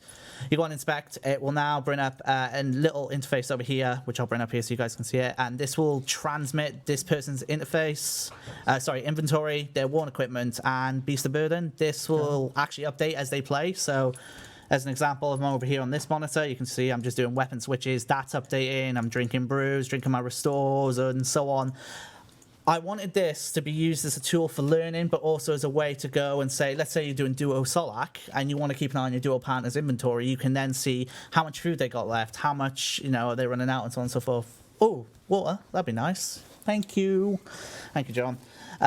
So that was the gist of it, really. Like for me, I love when me and my wife are PVMing. Sometimes we look at each other's monitors to see how we're doing for food. Why bother doing that when you can do that in game? So you can see their worn equipment. Like I'm not using an aura. What am I doing? Not using a sigil. I'm using my staff Dailyscape, and I haven't got anything in my familiar. But that would update with food and so on. So this is just a way to kind of help you out in teaching someone the ways. Like if you can see they're using food a little bit too much, you can kind of give them advice, or you can go, hey, this person's low on food, why don't you help them out and see the tanking and so on. So are you not worried about privacy? So the biggest thing for me, like this ended up going on Reddit after the discussions made on Discord and so on. So yes, there was the issue of what's going to happen if I join my group and then people are just going to look at my gear and judge me. Now, as far as I'm aware, that happens anyway, unfortunately. So, not to name examples, but Raid FC, you would go and, participate in raids. Not to name and any then- examples. I mean, I have to. As an example that comes to my mind, like you go in there and then sometimes you'll get judged on the gear you go with. And yes, in a way, this encourages that and does mean that you would see it. I get that. So people can see I'm not using Which salves. I get or- that, but at the same time, using people are going standard overloads. to get you to uninspect anyway to do it. So they won't invite you if you're hiding your gear. So that's my counter. At the time I made it, I didn't think about that because I only wanted this to be used as a tool for learning, and I can see the issues with it. No matter what your privacy settings are, it's not affected by this. So if you make that commitment to join a group, you're allowing them to inspect you in that sense. So I do understand that it does kind of open the door for people to kind of go, well, hey, your gear is below par. But honestly, if you're going to act like that, then, and you're not getting the fastest kill times, then don't bother, in my honest personal opinion. Just have fun with it. The idea is to be used as a learning tool. The idea is to try and just educate people and, just stuff like that. Because I learned my PVM through watching streams. I learned my PVM through just getting advice from people around Jagex who helped me out. And I kind of want this to be used to do that. As an example, like when I tested this out really quickly yesterday, I had, I can't remember the name, the mod name, unfortunately, but he was PVM with me, and we were doing racks, and I got him to watch my inventory as I did racks, and I would try and show him how I preserve food and stuff like that. Just stuff like those are the examples you could use anyway with it, but that was the idea of it. The other thing is raid practice mode, which I've been wanting to do for ages, only because I know sometimes teams don't want to go into a Yakka kill because of the risk of it going wrong and having to pay death costs. And, we have practice mode for all the bosses when I have it with raids. If you are in a group, you'll be able to right-click and choose the practice mode option here, and it will give you the option. I'm set up my group as a raid. There you go. We should probably do that. So set up my raid group, and then we'll do that. The group needs to be ready. So we'll make sure everyone is ready. And for this, we'll just max HP because this is going to be brutal for demonstrative purposes. So you right-click, fight a boss, practice. You then get the option. Do you want to go straight to the fight section of Dailyscape? Do you want to go to the start of Yakamaru? Or do you want to go straight to the Mirage phase? Some teams actually struggle with the Mirage phase of Yakka. Yeah. So this gives you an opportunity to go straight to the Mirage. Yeah, I knew you'd press it. To go straight to the Mirage phase, it gives you a second, but then you get attacked straight away. So if you're going to do this, be prepared to get straight into the Mirage phase. You can see, his health's already set. So, we'll take his health down a little bit, and then his Mirage phase will start. This gives teams a good opportunity to practice that. If their Mirage phase isn't that good, they can then use this to try and go there. So when you die, it is safe death, so you don't have to worry about, death costs and so on. And I'll let I'm assuming all the normal practice mode rules apply. Yeah, so I'll let my character die here. And then it'll just go, you've been removed from the raid instance, put you back outside. You can see I've still got my gear, everything else. There you go. And so I was able to finish that off. And then finally, the other one was to do with ports. And this is very minor, but I kind of liked it, I guess. I thought it was nice to do. So we'll load into ports. So when you now visit the port itself, failed, nice. When you send out a ship, regardless of percentage, we'll send it out. It will now tell you an ETA in the HUD itself, so you don't have to go into each one and click it and see how long is left. It will now show you how long is left, and that timer will update for every minute you're in the port. Is that the same on the captain's log? It is the exact same on the captain's log. So you don't have to go into, when you're in your port, you don't have to go and click each one and see, oh, okay, this one's got 9 hours left. Go on to the next one. Oh, this one's got this left. It'll now just update the timer as you're in there, and that's the only time it'll do it. And of course, you can use your captain's log if you want to do it that way as well. But apart from that, that's it for me. So there you go, John. That will shave a couple minutes off, I hope, so it wasn't too long. 10 minutes late already. It's fine. It is fine. Honestly, it is fine. I will wheel that. Right. So you good to go, Stu? I'm good. Perfect. Right. We're going to come over to mod Stu now, who's going through something called Stu-pocalypse, which is a multitude of things. Let's do this. Right. So first thing I've done is reworked the back-end systems for our quests. So when we're developing quests, there's quite a lot of different systems we have to plug into: the quest list, the quest journal, blue box highlighting, quest complete screen. And a lot of those systems have been added to the game over time, and they don't really share a lot of data. So, for example, the achievement system and the adventurers log and the quest list all have their own data structure for all the information about that quest. And if, say, I need to change the requirement on a quest, I need to update that information on all those different systems and make sure that they all stay in sync. So over time, adding these systems on has meant that the time to develop and maintain quests has increased. So this is to reduce the technical debt in quests, simplify the process, allow us to modify quests more easily in the future, and create them more easily in the future. I mean, it's a significant time sink in how the initial questing system has been plugged in by teams. Raven is on the couch over there. I'm going to ask him the question when he jumps on here, so he can kind of highlight how much of a significance it is from putting it in. But I mean, this is great for being able to just go straight and get the core systems in, and then focus on the quest core content itself. So very exciting for that. Yeah, and a really great example, if you don't mind me mentioning it, By all your means. quest. Yeah, I mean, Guardians Lavadil, the Raven and Mod Osborne worked on, where I set up the structure of the quest simply for using that, and that for me didn't took me 30-45 minutes to get the systems in. To someone who's an actual developer and stuff like that, they'd be able to do it way quicker. So it's already a massive improvement for that as well. So very significant. When I was doing Evil Dave in TAP, it took me 2 weeks just to make a quest.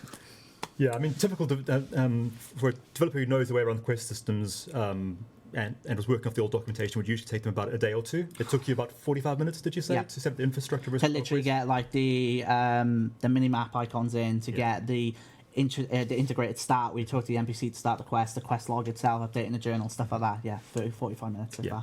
So that's really good for us, but that is invisible to players. Of course. So to try and make the project a little bit more juicy for you as well, I've also added in some player-facing benefits.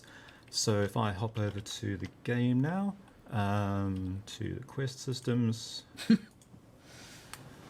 So one of the things I've added in is adding different types of sorting to the quest list. So one I added in relatively recently was a sort by length. So if you want to do the shortest quest, you can do those first, that sort of thing.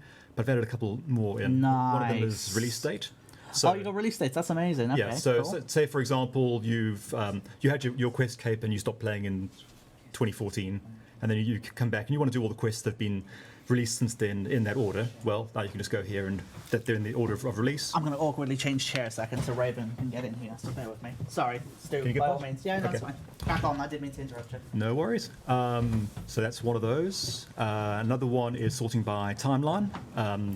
This is also out at the moment. You can sort by 5th age, ambiguous, and 6th age. Ambiguous meaning it doesn't really matter whether it's 5th age or 6th age, it could be either one. But the one that's live, it's sorted alphabetically, which isn't that helpful. Since I have the release dates sorted in there, I essentially sorted the list a second time. So now if you want to make sure you do all the 5th age quests in roughly chronological order, then you can do Cook's Assistant down to the most recent 5th age one we brought out, Pieces of Fate, Ambiguous, Scorpion Catcher down to You're It, and 6th age quests, same sort of idea. Then I also added a sort by quest series. This one's been requested quite a bit.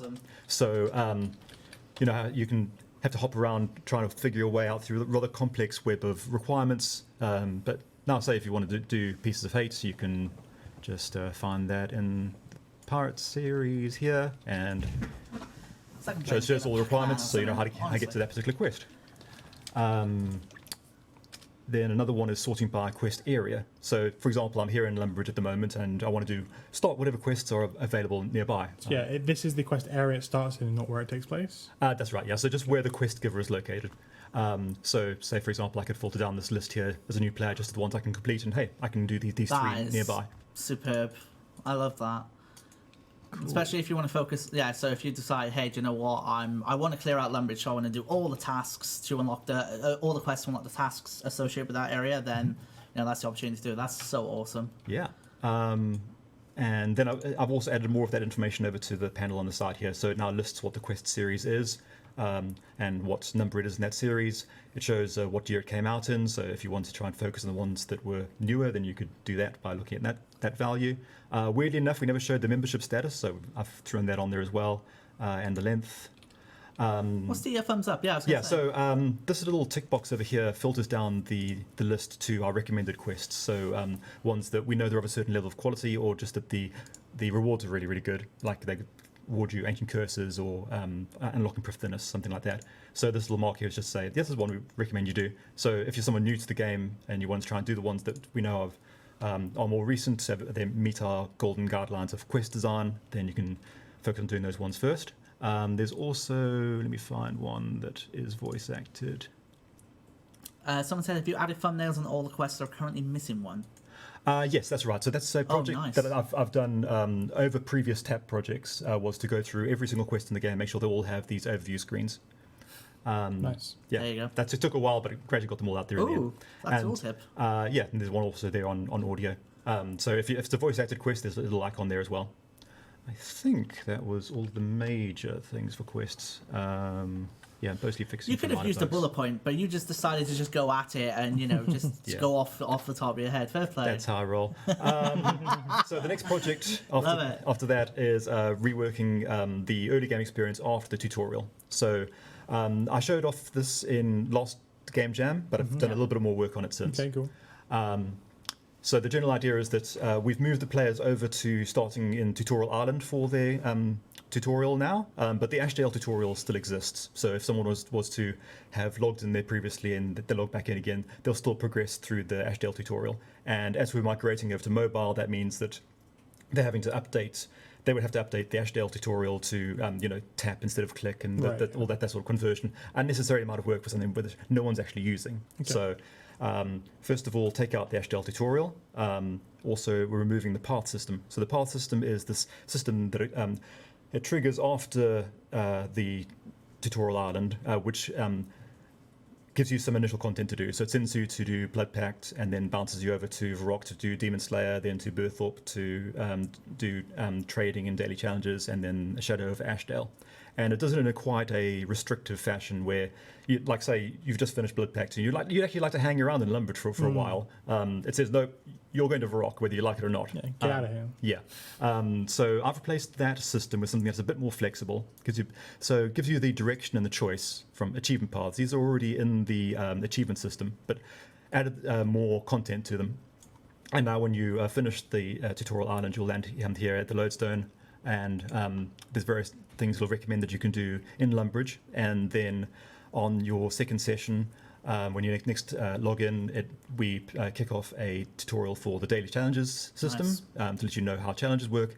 And because most of those take place in Berthorpe, that provides a bridge over to the next area, which is Berthorpe Tavern is more about intensive skilling for the next few days of your progress. Yeah. On top of that, I've also added in achievement paths for all the different quest series in chronological order. A player called Damascus gave me a hand with this as well. Cool.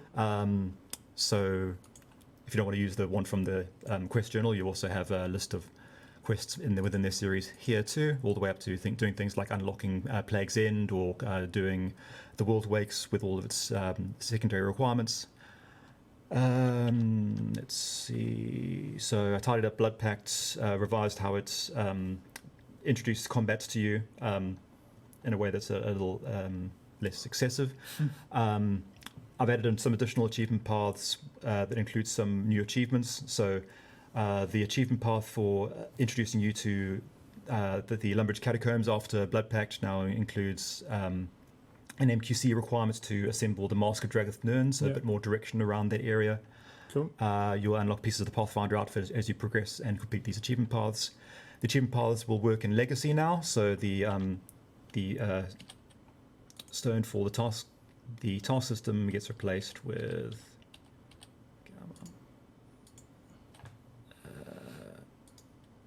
this one down here. So it's a bit more of a compacted version of the same thing that you can get up over here on this tear and share window. But so you can get all the information on Legacy too. Nice. That's a good change. Daily challenges, I've made a quick tweak there where for free to play, they're usually restricted to 2 daily challenges per day. Then I'll get the full 5 like members do. And the path system had this issue where if you toggled it on and off, it would replace your daily challenges for that day with the beginner set of daily challenges. Now those only get added for new players, and once they're done, they'll start getting regular daily challenges. Okay. So you won't have to have that issue anymore if you were to turn the path system on, because it's all gone.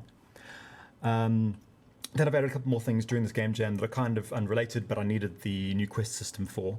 So the Wild Guthix Sleep quest has quite a few requirements that they aren't mechanically or narratively necessary. At the time that it came out, it was our first Grandmaster, and at the time it just required pretty much every quest in the game by having 270 quest points, and it included several quests that weren't actually needed for anything, like Morning's End Part 2, Recipe for Disaster. They weren't necessary for the quest, and that means that it's difficult for us to then put other quests afterwards which might require it. So we've stripped back those additional requirements that were superfluous, so that it's a little more accessible, and that complex web of requirements that we have for our 5th Age finales are a little easier to get through. A few little improvements to it as well, but you can look at those later. This Google Doc is on my Twitter, by the way, or that link you guys generally sent out. So if you're interested in details, feel free to go through it. Another one is Children of Ma. So that's a quest that's one of the requirements for Slitska's endgame. It's essentially Fate of the Gods Part 2. And trouble with that one is that it requires Koshai's Troubles, which is a 5th Age mini quest which requires Ritual of the Majorat. So essentially having that requirement means that this big 6th Age finale now requires the 5th Age, effectively speaking. So that means we did this cut-off between the 5th Age and 6th Age to try and make quests more accessible, and you could get the content where easily more people could play it. But this requirement means essentially that we're stuck back requiring the 5th Age again. So modified that so that now you don't need Koshai's Troubles anymore. It's now a recommended requirement. So it's encouraged that you do it to get the full story, but you don't have to. And a version of Koshai who starts the quest is now, I'll just show on the world map. He now appears up here, northeast of Relica. Usually you find him inside Thorvald's area up here. So, yes, around there, I think. So that's going to be where we're going to put Bainite mining and smithing, and Koshai is associated with Bane ore through Balmung, so he's hanging out there and investigating that spot. He may also wind up being the tutor for Bane tuning when we bring mining and smithing out. So it's all kind of overlapping with making Bane more accessible too. I approve of the mining and smithing teaser there, Stu. Very good. Yeah, there we go. And so the general idea is that you can start it from him, and you don't physically need access to the ritual site. He'll teleport you there. And you get all the same story, but you don't have to have done the 5th Age to access it. But you can also still just go to the regular Koshai in Relica if you have done that. I did a few minor lore things you people can check on themselves. Added some extra requirements, recommended requirements. The other tasty thing I've done is I've decluttered Berthel Pentavely, or at least done a design for it. So the that new area after Lumbridge for new players, currently it's kind of cluttered. There's kind of no distinguishable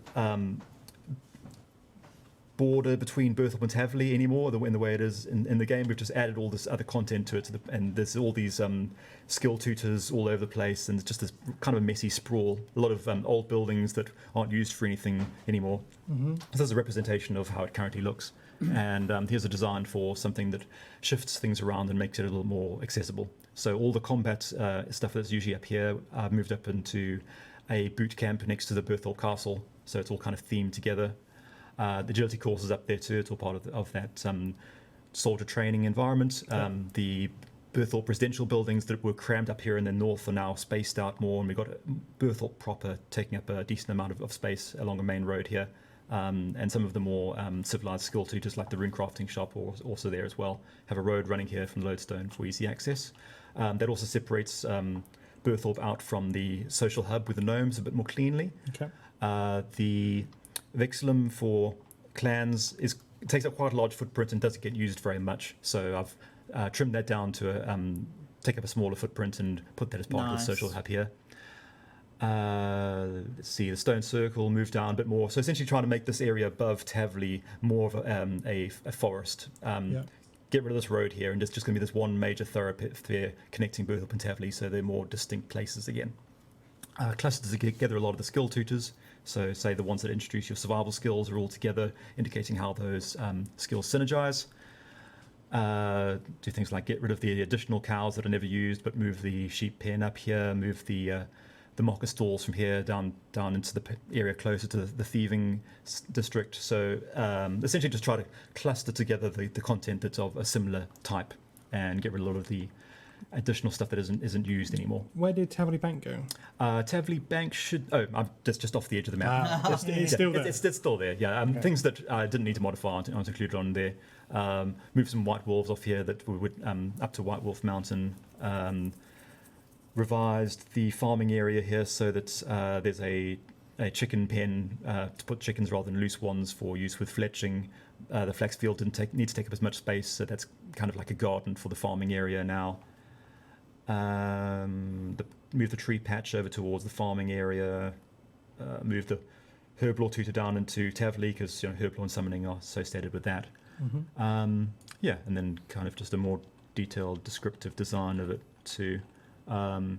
So this is just the pre-production essentially. The idea would be to see if I can get hold of an environment artist to do the remapping, and then a developer, maybe myself, can do the implementation for it of making it all work. Cool. And that would include some things like probably removing the skill challenges from the tutors because they don't tend to get used. Removing redundant tools from the tutor shops, which are now on the tool belt, so there's no point having them anymore. Stuff like that. Cool. Over time. Bloody hell, Stu. Jesus, that was insane. There's so much you went through. That was amazing. Especially in the time you had as well. Wow. Yeah. So, I mean, if there was anything else... Well, in regards to these projects, I mean, as you mentioned, that you'd like to try and get environment artists, and then a dev maybe yourself to try and do it. Just out of curiosity, do you see the Mining and Smith... Little question related to Mining and Smith. Do you see that tied into the paths... Like, not the path system, but the achievement paths as such? Potentially. It's not... We could maybe do a path for, say, going to each of the individual mining sites and progressing through that way. We're planning to have a suite of achievements to introduce you to that content, whether it's in the form of a linear path or whether we just have a set of achievements for that skill, because we have the capacity for that too. We're planning to use achievements for content discovery one way or the other. Awesome. Wow, thank you very much, Stu. That was awesome. Yeah. All right, next up to our left, we have Modraven, and we are on a very familiar territory to Modravens, and that is the player on farms. What have we got? Granny Pottering herself. Granny Potterton, indeed. So, what I was doing this Games Jam was player on farm farmhands. Farmhands being people that you could hire to provide benefits on the farm. I'm saying so a lot. As the people who are in the Discord designing it with me will know, I wanted to avoid just automating or just giving flat boost to things. Okay. I wanted to try and provide modifiers and tweaks to allow people to modify their particular meta. The whole ethos of the farm is that you can tailor it to the way you want to play. You can do that kind of thing. So the idea of breeding was so you could breed certain paths. And farmhands is so you can tailor certain other things. So farmhands won't farm for you? Farmhands won't farm for you, but they will modify how farming works. Right. What I've done over this weekend is I've mostly built the back end of this system. So I've created the setup to allow you to create new farmhands to plug in, and I've created the system for how the farmhands would work. So if we were to launch this now, it's not particularly relevant, but you could have up to 3 farmhands per patch active at any one time. Per you can pen. choose, per pen, per paddock. They're effectively patches per paddock that you can modify, you can choose, you can remove, you can add, and each of them would do certain different things. Okay. I have prototyped 3 different types of farmhands. Some of them I will show you. And the first one is, the reason I've got this picture up here of Will the yak is... What a nice yak. Indeed. So I added all of the animals on this farm at the same time. So all of these are exactly the same age sun point. And then I advanced time by about 1,000 years. So that, which is why they're all miserable and hate me. To show you one of the core things with the very first farmhand. Okay. So if you note here, keyword there, elder, very important that he's an elder. Mm-hmm. He's a very old yak. Yep. And then, so if we wander down over here, you'll see I implemented 2 farmhands, quite literally farmhands, who are the thing. I didn't know they were actually hands. Oh my god! Where's Handy hiding? Handy has wandered off, but there is another farmhand called Handy. These are all named by the lovely people in my Discord channel. Is that? No, that's Sam the sheepdog. I don't know where Handy's wandered off to. Oh no, there he is. No, that's not. Spoiled it for one later, but somewhere there's a hand hiding. Also, I apologise for my character's outfit. This is Well done. This is a save copied from Mod Camel. from a previous test of a thing, and I just quickly modified it to show off the thing. So this is his fault. I apologise. Oh, there we go. There's Handy the farmhand. But what Handy and the thing are both what I've called babysitters. Babysitters have a very straightforward function, which is they will sit looking after a pen you assign them, and when an animal in that pen would age past adolescent, it stops them. Okay. It takes a bit of a cost. The way farmhands work is you pay an unlock fee, and then there's a small fee every time they use their ability. I want to know what these hands are using coins for. It's best not to ask. They're like their beans, and they're on Granny's farm. It's best not to ask. So what these do is they stop them aging past adolescent. So remember, this has been advanced by about 1,000 years. And if I look, adolescent, adolescent, adolescent, adolescent, adolescent. So these have all been in for 1,000 years. I can advance time again. Just to demonstrate. So let's do 100,000 minutes. Sure. And if we look, adolescent, adolescent, adolescent, adolescent. So they only take the payment once. So once it reaches that adolescent cut-off point, it'll stop it aging, and then it'll remember, and it'll only charge you once. It won't charge you every time it could potentially age, because that would be ridiculous. But it does stop it aging at this point. If you turn the farmhands off, it would then continue to age as normal. Right. Okay. But the reason, of course, you want to do this is so you can get your animals up to adolescent, collect them all, and sell them for your best outfit. Yeah, this is great. And you're trading an excess cost of beans in order for the farmhand to work, and you're trading the ability to gain XP and materials as a trade-off for it. So it's that kind of modifying the gameplay. It's letting you change your meta at a cost. So farmhands cost beans to run? They cost beans to run, yeah. Okay. Do we have a confirmed number yet, or is it still to be decided? Oh, that's still to be... I threw arbitrary numbers in. I think the small ones cost a bean per animal, so it's well worth it. But those numbers are just placeholders. These are the same placeholder numbers as the bee XP for honey. Yep. It's not quite that bad. I'm not sure if anyone's noticed. You have reminded me of another thing. So the amount of XP you get while harvesting what are they called? Apiary. An apiary. Is BXP. It's 833. 83.3 XP. It's BXP. And it's also why they originally took so long. Before we realised that they were going to be the meta that people were using, they took 833 minutes per each cycle of the bee things. So which is why I was just giggling in a corner one day, because I was just having fun with bees. But yeah, so that's them. That's our lovely little those farmhands. So I'll take you inside here with this ridiculous walk. Unless he's he's wandered off. Of course he's wandered off. To find Acrosay. Why is Acrosay here? Acrosay is our trapper. Okay. What a trapper does is, unlike other farmhands, he's a kind of... I built him for kind of Iron Men skillers and that kind of thing. And he is a way of getting animals outside of combat. What you do with him is you activate him by paying him a small fee. I'll collect it quickly now. So you can send him off. So it'll cost you a small amount. There's no "are you sure" or anything at the moment. Yeah, it just works. So he disappears. So yeah. So this is where he went and why he wasn't in the end. This is why he disappears. And in a few seconds he'll come back. And what he does is he wanders off, comes back. It's not normally seconds. Just again, it's a placeholder to make my life easier. It could be anything from several hours to minutes to whatever we think would be appropriate at the time. But you pay a flat fee, which is about, I don't know, more expensive than a rabbit. Sure. That you would buy from the shop, and you send him off, and he has a chance of coming back with he will come back with an animal, and there is a chance of coming back with a different type of animal. So if we go over here, he's come back now, and he's given us a Piscatorian cottontail rabbit. Nice. So he comes back with different possible breeds and kind of things. At the moment, the way I've done it is you've got like a 1% chance of getting a dragon, okay. or a 1.5% chance of a yak, I think it is, and it's about a 30% chance of getting a rabbit. So most of the time we'll get a rabbit, but it is a way of, if you're a hardcore skiller that's kind of feeling a bit stuck and you want to get some of the other animals, you can build up your bean count, and then you can send this guy off and he'll come back with some things. He won't, for those who are saying, he won't be necessarily accurate. Yes. Launch this. This is just what the chat room was after, which is why he's doing a thing. Keeps them busy. Yeah. Before I do the other one, I'll quickly show you one other. Actually, I don't know why, because I haven't set any running. Is that the right one? Honey. So very quick little thing I've just done, which should make life easier. One of the things I've done in this particular version is I've made honey stackable.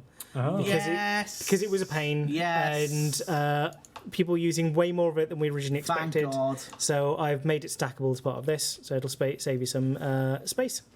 And the reason I've done this now is to show you the other farmhand that we've got in place, which is this Kalia, who's a collector. Now, what a collector does is, and it only works on the breeding pen, when your pen is full, if you have a collector assigned to it, rather than it just going nothing and getting no animal back, it will give you a unchecked version, which will be stored on the collector. And she can store up to 30 of each of them. She can hold like 3 breeds. So you won't get any of the advanced traits. You'll only get a single trait on it. You won't get shinies.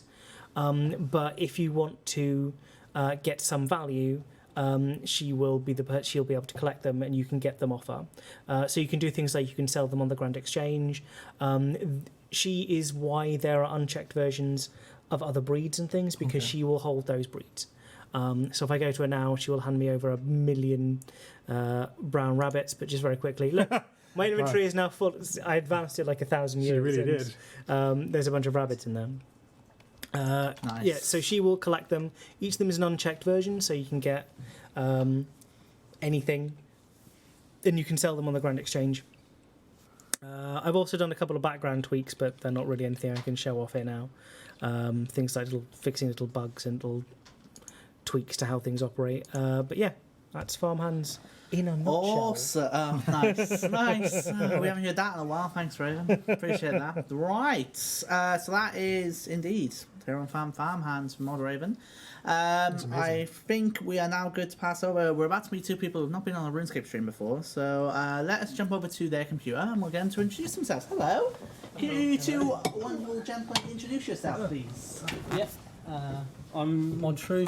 I've been here for about 3 months now. Both junior QA. I'm Mod Breezy. You on stream? You are on the stream. There you go. So, you guys, as you mentioned, joined 3 months ago. You had an opportunity to take part in GameJam. What have you guys been up to? So I, during it, worked on doing a buff for firelighters and fire spirits. We kind of designed a bunch of stuff together, sent out some documents on Discord, and I picked up one thing and Breezy picked up the other. Okay. Cool. All right, so we got the game up. Are we going to need to see your inventory, just out of curiosity? Yeah. Are you able to drag the inventory up a little bit? Just so if you look at the monitor up there, you can see that it's sure. perfect. There you go. Put it there. Just so the chat can the stream can see it. Put it up slightly just so they can see the buff. Oh, they need the buff bar. Yeah, they do. Of course. Okay. So I'll just get started with it. Yeah, just go. I'm gonna. So you're showing us what firelighters do now? Yeah.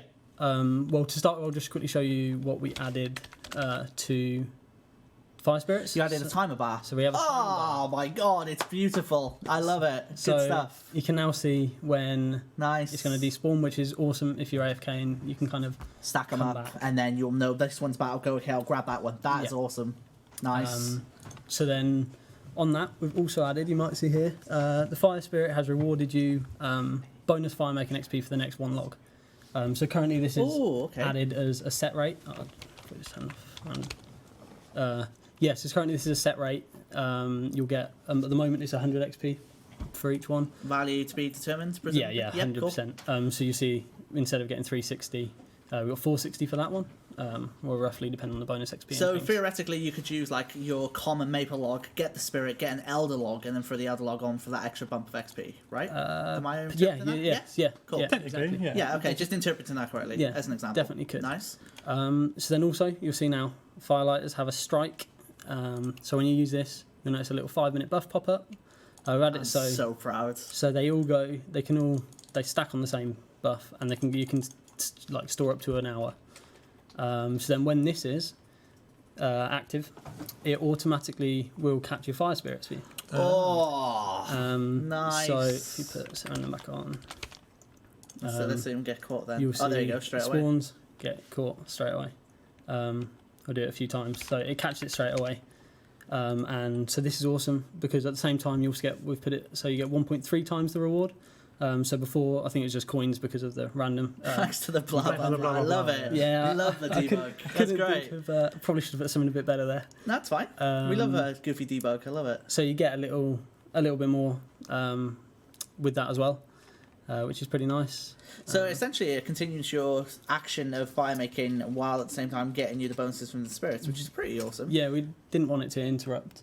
So presumably, if let's say, for example, I have an inventory of 4 logs. I put down my first log. It triggers the spirit. I presume it won't auto collect it if I don't have the inventory space. Am I right in assuming that? Currently, Cool. yeah. I would like to add it so it will kind of queue it until you do have the inventory space.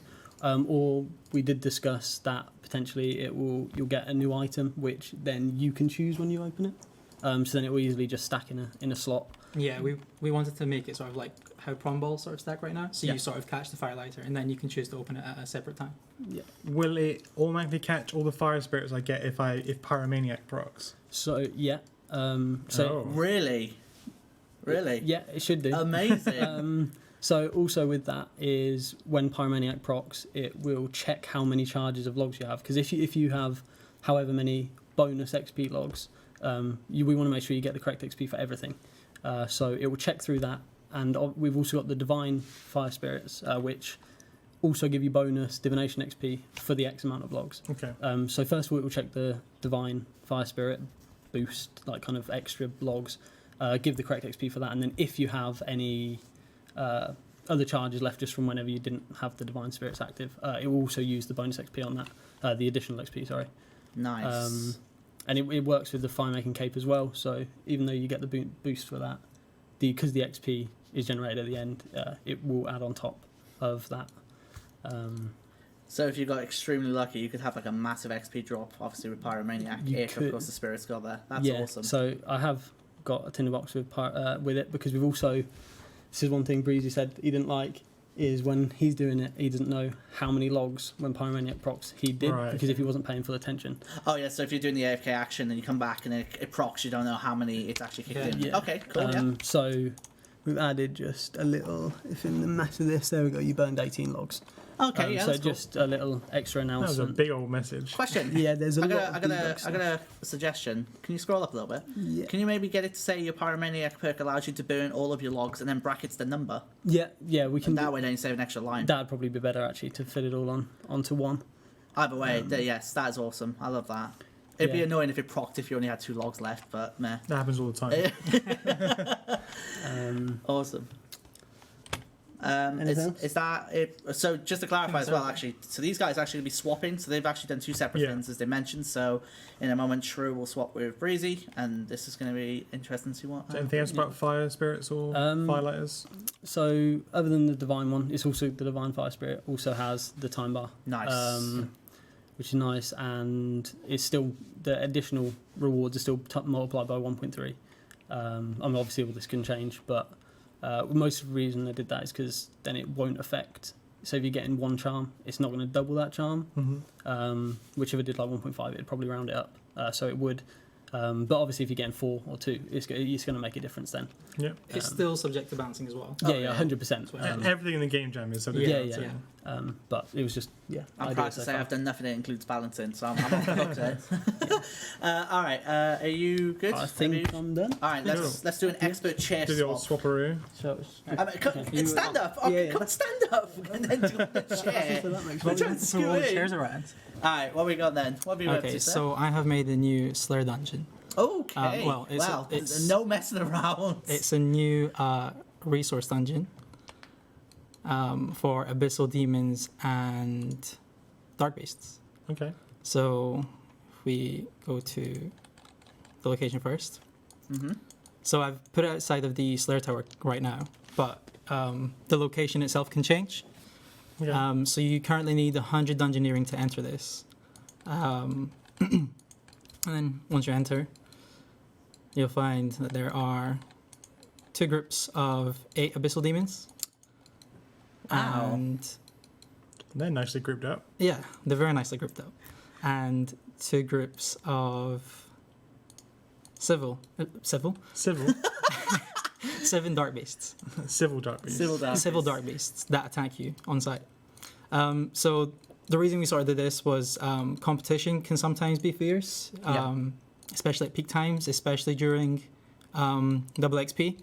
And then you go to the Mauritania Slayer Tower, or you go to the or you go to Curdale's dungeon, and then suddenly you're hopping forever, and then you hit your hop limit, and then you can't hop for a while, or you run into someone who's not so nice and starts giving you some abuse. So the idea is to kind of even out the pressure of constantly hopping to find a spot. Yeah. Okay, So it's hoped that people won't have to hop worlds as much. Can you use cannons?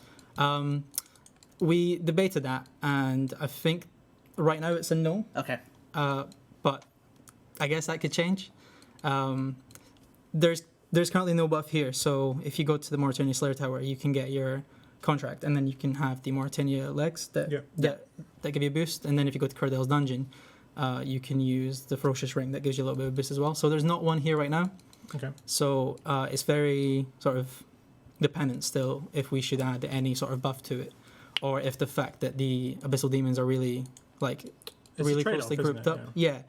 They're quite closely grouped up. So if you're using aggro pots, you're gonna you're gonna catch all of them, and the respawn is as fast as it can be. So the hope is that you can sort of attack it, and for the XP to be slightly When you get the magic spell equipped. slightly higher than normal. I've also added a few imps around the place. So if you're doing AoE, you've got a sort of a rare chance to get an imp champion scroll. Oh So- wow! Okay. So it's just a small thing. It's not, it's not just a small. It's a champion. well, scroll. yeah. But the chance for it is the same as anywhere else. But the fact that you're now, it's sort of like it's there whilst you're doing something else. It's quite nice. So that's there too. It's not polished by any means. Congrats on Pet. Thank you. I should probably set around them all. Yeah, if that was legit, I would. If that was legit, I'm gonna be fuming because I don't even have that in the live game. You're in double XP. I'm happy with mine. So yeah, What's I've up with filled the up to. portal? Out of curiosity. So the portal I just put in sort of as an effect because we've been using this GameJam sort of to learn the tools. Okay, cool. So I was just going for it, and I thought this would be really cool to have something in the middle like this. But there's also some sort of lore behind it as well, where we wanted to sort of show that the beasts and the demons just sort of got sucked in here through the abyss. I like it. I think it adds like when you come in, it's like one of the first things you see. It kind of lights the area up. It's nice. Right. So you're not actually supposed to go in the middle. I'm still to add blocking to it. This should be all sort of blocked off apart from this entrance here, where you can come in to see it. I plan to add a lore book as well, sort of detailing why this is all here and what happened. Sort of maybe someone's point of view getting sucked into the abyss and whatnot. But that's probably something for the future. Awesome. Well, there you go. So, quick question. Obviously, your guys' first game jam. How did you find it? It was really good. I think we learned a lot. We got to cover quite a lot of things. So we had quite a lot of projects, and we only managed to do one each, which is fine. But we just sort of wanted to get used to all the tools that are available. I feel like it's good because obviously you guys set out 4 things you wanted to do. I think it's good you did one each because it meant that your focus was on that. It didn't deviate away from that. So I think it's really good. And as a note, obviously something I really appreciate with stuff like GameJam, and now I've done it a while, kind of it's embedded in me. But for people like who are just getting into GameJam for the first time, even more so in QA, because you get an idea of like the scripting process and stuff like that, exactly. and you then know from a QA perspective, and it can help you a lot more, right? Yeah, exactly. We have a lot of the background in design, me and Mod True, design and programming, so it was kind of nice to sort of stretch those muscles during the game jam and sort of learn what the tools allow us to do. So I think it's safe to say for both of us we're quite happy with what we've learned, and it's great, and what we've produced, which can hopefully come to people. Fingers crossed. Soon. At some point in the future. Yeah. There you go then. So we had, of course, Firelight improvements, and then the Slayer dungeon, and that's from Mod Breezy and Mod Shrew. Nice one, guys. That's good good. stuff. Alrighty, so we're going to come back over to computer on our left. We're getting joined by Mod Pebble. Hello, sir. First time on a RuneScape stream, correct me if I'm wrong. Yes, indeed it is. So it's a pleasure to meet you. So don't mind me introducing yourself to the RuneScape community and what you do. So I'm Mod Pebble. I'm junior QA. I've been here for about 10 months now. Time flies. It does. It really does. Feels like yesterday, honestly. Yeah, so this is my first game jam properly. Last one I didn't really do anything. I I was very limited on time in this game jam. I was only available for like 1 or 2 days. Are we okay to bring the game up, John? Sorry, because yeah, there we go. So obviously I've seen a lot of people. So transmog rings have been quite a popular thing. So sorry, I'm very nervous. It's fine. It's first time. It's fine. Yeah. So obviously a lot of players seem to like the transmog rings, but obviously they take up a lot of bank space. There's quite a lot of people. Quite a lot of these items now, and if you want to use them, then they're either sitting on your bank, or if you don't want that bank space, you delete the item. You just destroy the item, and then you tend to forget about it. So with this game jam, I was speaking to players. A lot of players wanted a unified place to store transmog items, but they felt an interface was probably the best place to do it, so it allowed more simultaneous use of them. So a way to kind of condense, obviously, the objects into one. Okay, cool. Yeah, so instead of having a single item that you would still need to go into your bank to fetch, you can instead go into a new interface and activate them from a single place. Sounds good. Cool. So what have you done then? I decided to put it in the emotes tab based on player feedback. So I've added a new little button on the bottom of the emotes tab here. Cool. So now this will open. Wow, that's a lot. Wow. Yes, there is 30 or 31. When you look at items. it, like, see, the thing is, I know we've, especially this year, we've kind of obviously increased it a lot with parcels and clue scrolls and stuff. But when you look at it from there, that's first of all that's a lot of bank space saved, but also at the same time, you don't have to go to the angle to get that stuff out. It really puts into perspective, like seeing everyone there. Yeah. John, can we turn off the other mic? I got that, sorry. No worries. Yeah, you won't hear tapping on the keyboard now, guys. You're good. Yeah. So obviously this does put it into perspective. There's a lot of transmog items. There is also some tradable ones, which obviously can't just go by what you've unlocked. So it's not added yet, but the ability, so the ring of stone and the ring of coins and ring of trees, while you can activate them in here at the moment, I'm going to be allowing you to add them from your inventory. Okay. And then it will just remove it from your inventory, and then add it to this new interface. But then obviously there's a lot obviously players want to be able to retrade these, so you're just going to be able to not implemented yet, but you're just going to be able to right click this and then reclaim it back. Nice. I was about to ask, how do you add these to the inventory? Yeah. You just add them, right click, add them, or? I haven't yet decided yet, but there'll either be a single button to add every single one from your inventory, or you'll be able to right click a grayed out version of it and add it. Okay. But at the moment, everything just works off what you've already unlocked. Owned, yeah. Yeah. So, and I created new for these two. Obviously, these also have configure options, so you'd be able to right click and configure what tree or what amount of coins you'll be able to enter from here. So. Oh, I just realised there's a few spoilers up there for Do Death Do Us Part. Some more rings up there. Nah. It's fine. It's fine. It's there. Yeah. I won't click any. And obviously there's a few which have multiple options, so I decided it will just bring up the interface when you click on them. Yeah. Then you can just. To be fair, you said spoilers. Let's be honest. Like, people tend to go data mining anyway. Like, we know this, so it's not a spoiler. It's fine. Yeah. So yeah, nice. So is every ring out? Have you managed to get through all of them, or are there still some you're looking to add? Every ring's in there. Obviously, there's a few that were removed from players, so like the ring of rares and the ring of I can't remember what the other one was. But they removed from players, so I decided not to put them into this. But this should be every ring. I think that currently. They can morph you, because I noticed there's the mask as well. Yeah, the ghoulish mask as well, which will also work now. Out of curiosity, would it be easy for any upcoming content to add easily into this? Nice. It's all centralized, so nice. I think there's just 3 places to plug in. So the unlock place, the actually adding it into the inventory, and things that it just uses the inventory models at the moment. So obviously there's just some rescaling, some rejigging with the interface done, because ModLab Code did a wonderful job trying to get all this working for me, because this was a lot for me to learn in one day. So this is really cool. It is. It looks really awesome. You mentioned your first game jam, so out of curiosity, and what did you learn from this? Well, easier said than done. I know. Easier said than done. Obviously, I've only done a few bug fixes in the past, so my RuneScape was very, very limited. So it was just learning a lot about how everything works, pestering a lot of my devs near me. I'm sure they love me now, but yeah, so I've learned a lot from this. It's, I mean, fair play. Such a cool fix. I love any way to say bank space or any way to condense everything into one go. It's fine. I love that stuff. So yeah, you've done. But it's so true. Like I want to turn into a tree whenever I can, but I can't. Yeah. Now you don't need the IM out anymore. You Exactly. go to your remote window and do it. So before you would want to go, oh, I want to go into a tree. Oh, but it's in my bank. Oh, I can't be bothered to go to my bank. And you forget about it. Or it's an But- image space or whatever. Yeah, so now you can just Nice. say, oh, I want to turn into a tree. Oh, I'll click this icon now and turn into a tree. Oh, I tell you what, you should be able to add. You have to drag those to the action bar. Oh Jesus. Oh Jesus. That'd be amazing. No.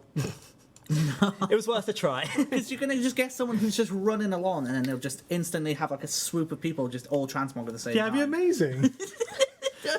It'd be pretty good, actually. Now I think about it. Yeah, I can't deny it. I was originally against this idea. I'm now for this idea. Imagine an entire like clan just turns into a tree. It'd be amazing. That'd be amazing. Awesome. Well, more Pebble. Thank you very Yeah, much. that's really cool. That was fantastic. So yeah, you did fine, by the way. So you had nothing to get nervous about. You did fantastic, and the chat would agree on that one. So yes, we're not done, everyone. We've got one more project to show, and then we're gonna wrap up. So this has almost been a 2-hour stream, and hopefully you're all enjoying it so far. So we are about to join someone who we have not seen in a Save very, the best to last. very no long offense time. to my Pebble. Let's bring this over to the next camera. We have Mod Deg, everyone. Mod Deg. I didn't think I was lost. You're not going out with a bang. Oh no! I thought there's more after me. You're the bang. Yeah, this is all very fancy in here now. It is. I was waiting for someone to pin a microphone on me, but we've just got this. No, it's just there. So I could make lots of great noises into it entirely unintentionally. I have to preface this with a disclaimer that Deg is unfortunately not coming back to RuneScape, but he wanted to do a project for RuneScape during GameJam. Before everyone gets excited and like, oh my god, he's back. Yeah. Yes, he's back on the stream, but not back. Yes, there we go. He wants the stream experience. There we go. Now I can punch something. Not plugged in. So Deg, what have you been up to for this GameJam? Yeah, so there's a mechanic I sort of wanted to put into game that I conceived of probably like 2 years ago now for a prototype that also hasn't seen the light of day. That I wanted to try and reprove again in a slightly different context. So I started working on a quest. Right. Started is the important thing. So Started, yes. I had a little bit less time on the Game Jam than everyone else. And that's the excuse that I'm going with. So I wanted to do a optionally, before someone goes wild, cooperative quest. I was like, co-op quest. All right, so what's kind of a co-op quest? Oh yeah, Shield of Arrav, which everyone hates. And now my accounts You have didn't stop just looked. logouts. Can we This is, can we go back to camera? Because you can see Deg hasn't done this for a while. Actually, the real problem is that this doesn't have all of my shortcuts on it. Because on my in my PC in there, if I just log in, it does all the other things. By the way, I love how you say Shield of Arrav and then the game just logs out. It's perfect. The game's like, Perfect. nah, not interested in doing that. Stu's upstairs going, no, I made this a single player quest. You will play this a single player Yeah, quest. so that's the thing. Yes. Like, I know the joke is like, no one wants to do Shield of Arrav because it's terrible, but because like, not that it's terrible, it's because you need another person, and using another person sucks. Yeah. So it was going to be optional. So the idea would be like, it's some sort of conflict that you need one member from each gang. I think you've broke it. That window isn't opening, is Okay, it? can we start that up again? Jeez. It's fine. We'll do it again. So you would need one member from each gang, but would say like that's one of the members from the gang. Oh no.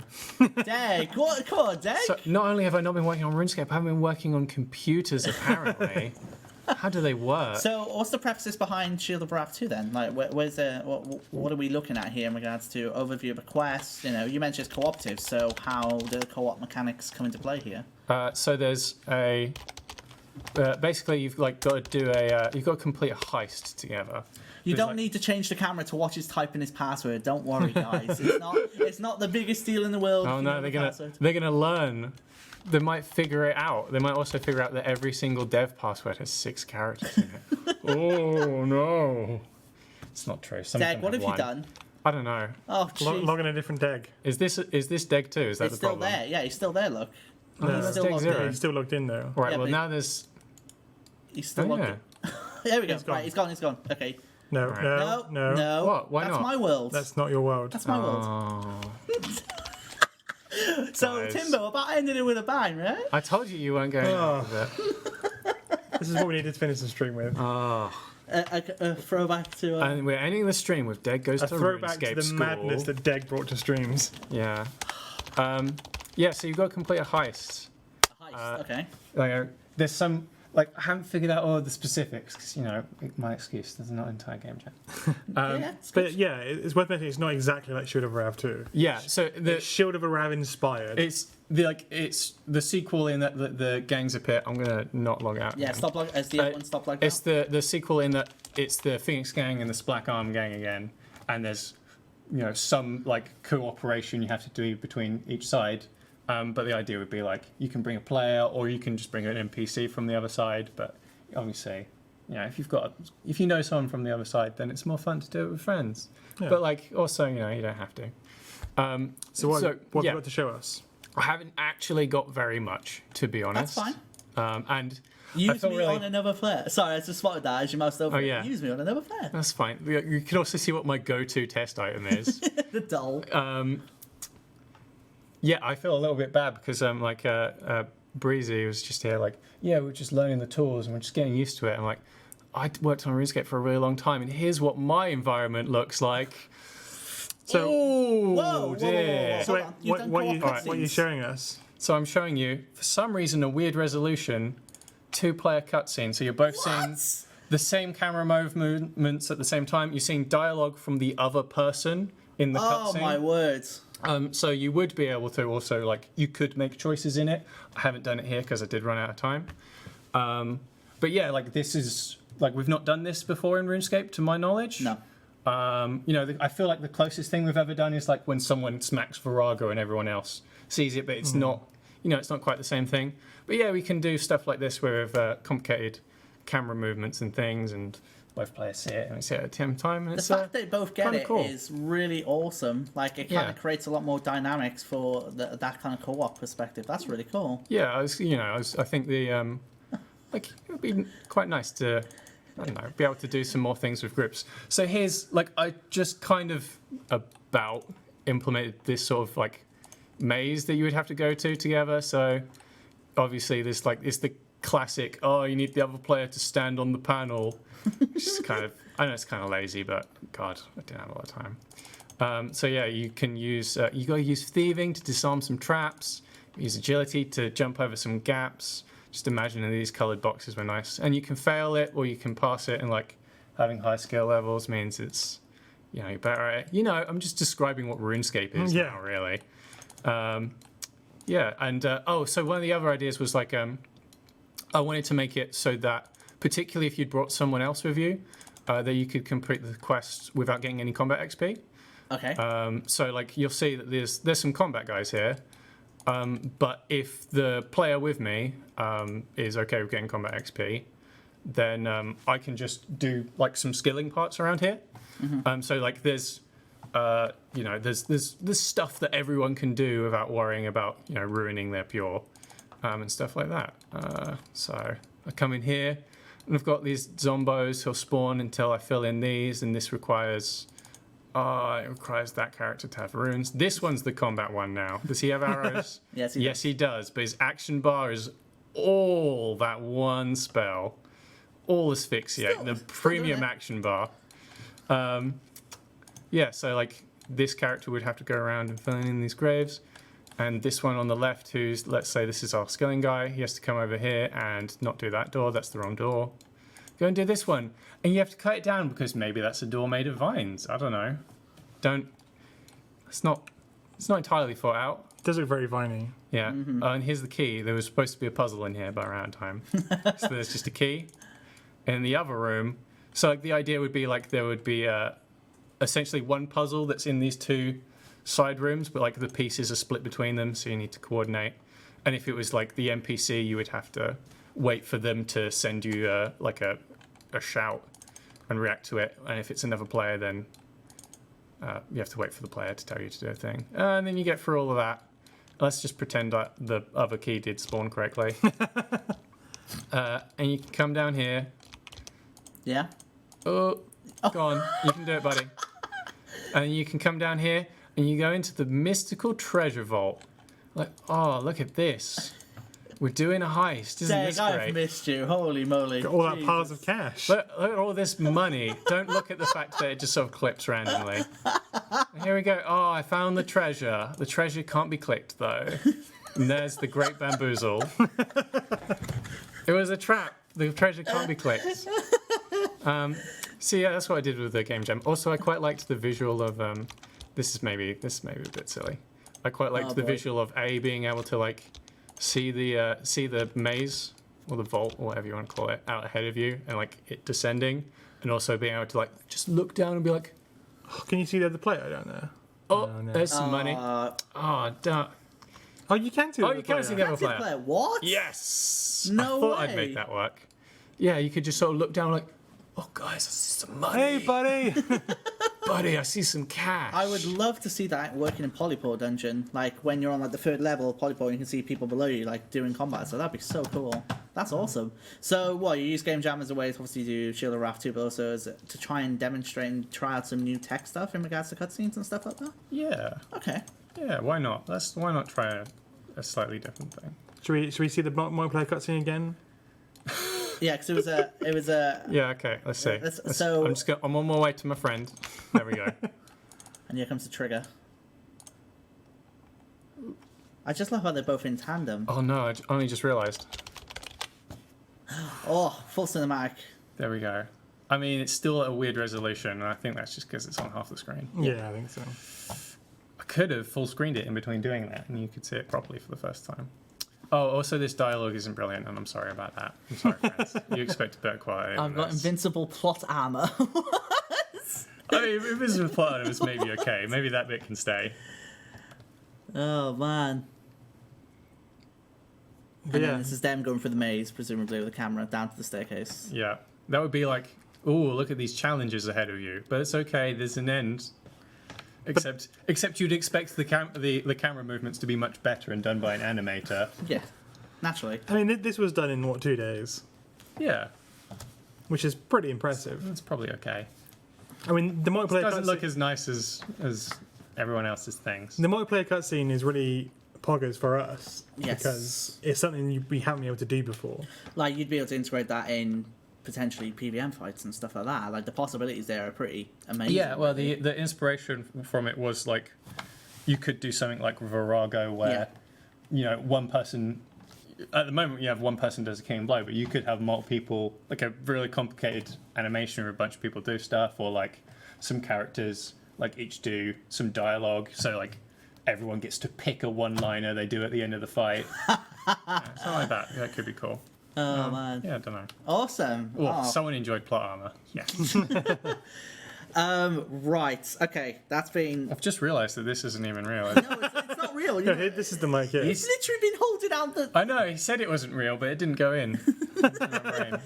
Oh, So that's been the Game Jam content showcase. My goodness. I want to plug my thing last. Hopefully, Mod John has my link still. Yeah, I do. So I worked on incense burners over the weekend, which are like a way to combine ashes, herbs, and logs, and use a high-level fire making to give yourself buffs. And I made a big design document, and it's going to be in the chat at some point soon.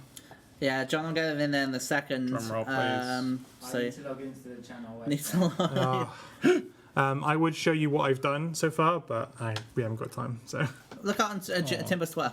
Go on Jagex, at Jagex Timbo on Twitter. Yeah. Words. Look for the hashtag RuneScape RS Game Jam. RS Game Jam. Oh, I need to edit some tweets. Oh man, but yes, that's was what Timbo was working on. Didn't have obviously the content to show you, but it was design. So I mean, I do have content to show, but you don't have any time. So yeah. I mean, to be fair, we're what 2 hours. although and 10 do minutes I? in. Do you? No, we don't have time, do we? No, we don't. We'll do it next time on the stream. We'll do it next time. Yeah, we'll do it next time. Okay, well, before we wrap up, Timbo, I mean, I gotta come to you finally before we finish up a Game Jam stream. So, overall, are you happy with how it went? Yeah, it was really, really cool. It was such a cool atmosphere, like it is every Game Jam for us. over the weekend, sort of like hanging out and chatting about the game, scripting, RuneScape and stuff. And it was really cool hanging out with players again in Discord. Like all the channels were really full. We had a lot of channels this time around. Players seem to really enjoy it. Yeah, I'm really excited. And as I said, we have slots ready for some of these projects in January and February next year. Awesome. So hopefully you'll see some of those in January and February. Hype. Well, ladies and gentlemen, that is the Game Jam content showcase. Content showcase stream. It's been a lot. There's obviously been a lot that's gone on over the last 2 hours. If you are joining a bit late, then of course you can watch the stream back on Twitch or keep an eye out for the traditional TLDW. I was about to say, suit your There's going to be a lot. Rubik have got a lot to go on. But yeah, apart from that, that's going to finish it up. When the stream's over, I'll go fire out Loot'scape. But apart from that, to my 2 wonderful people at home, to everyone else watching, thank you so much for watching, everyone. Take care and have a good one. Bye.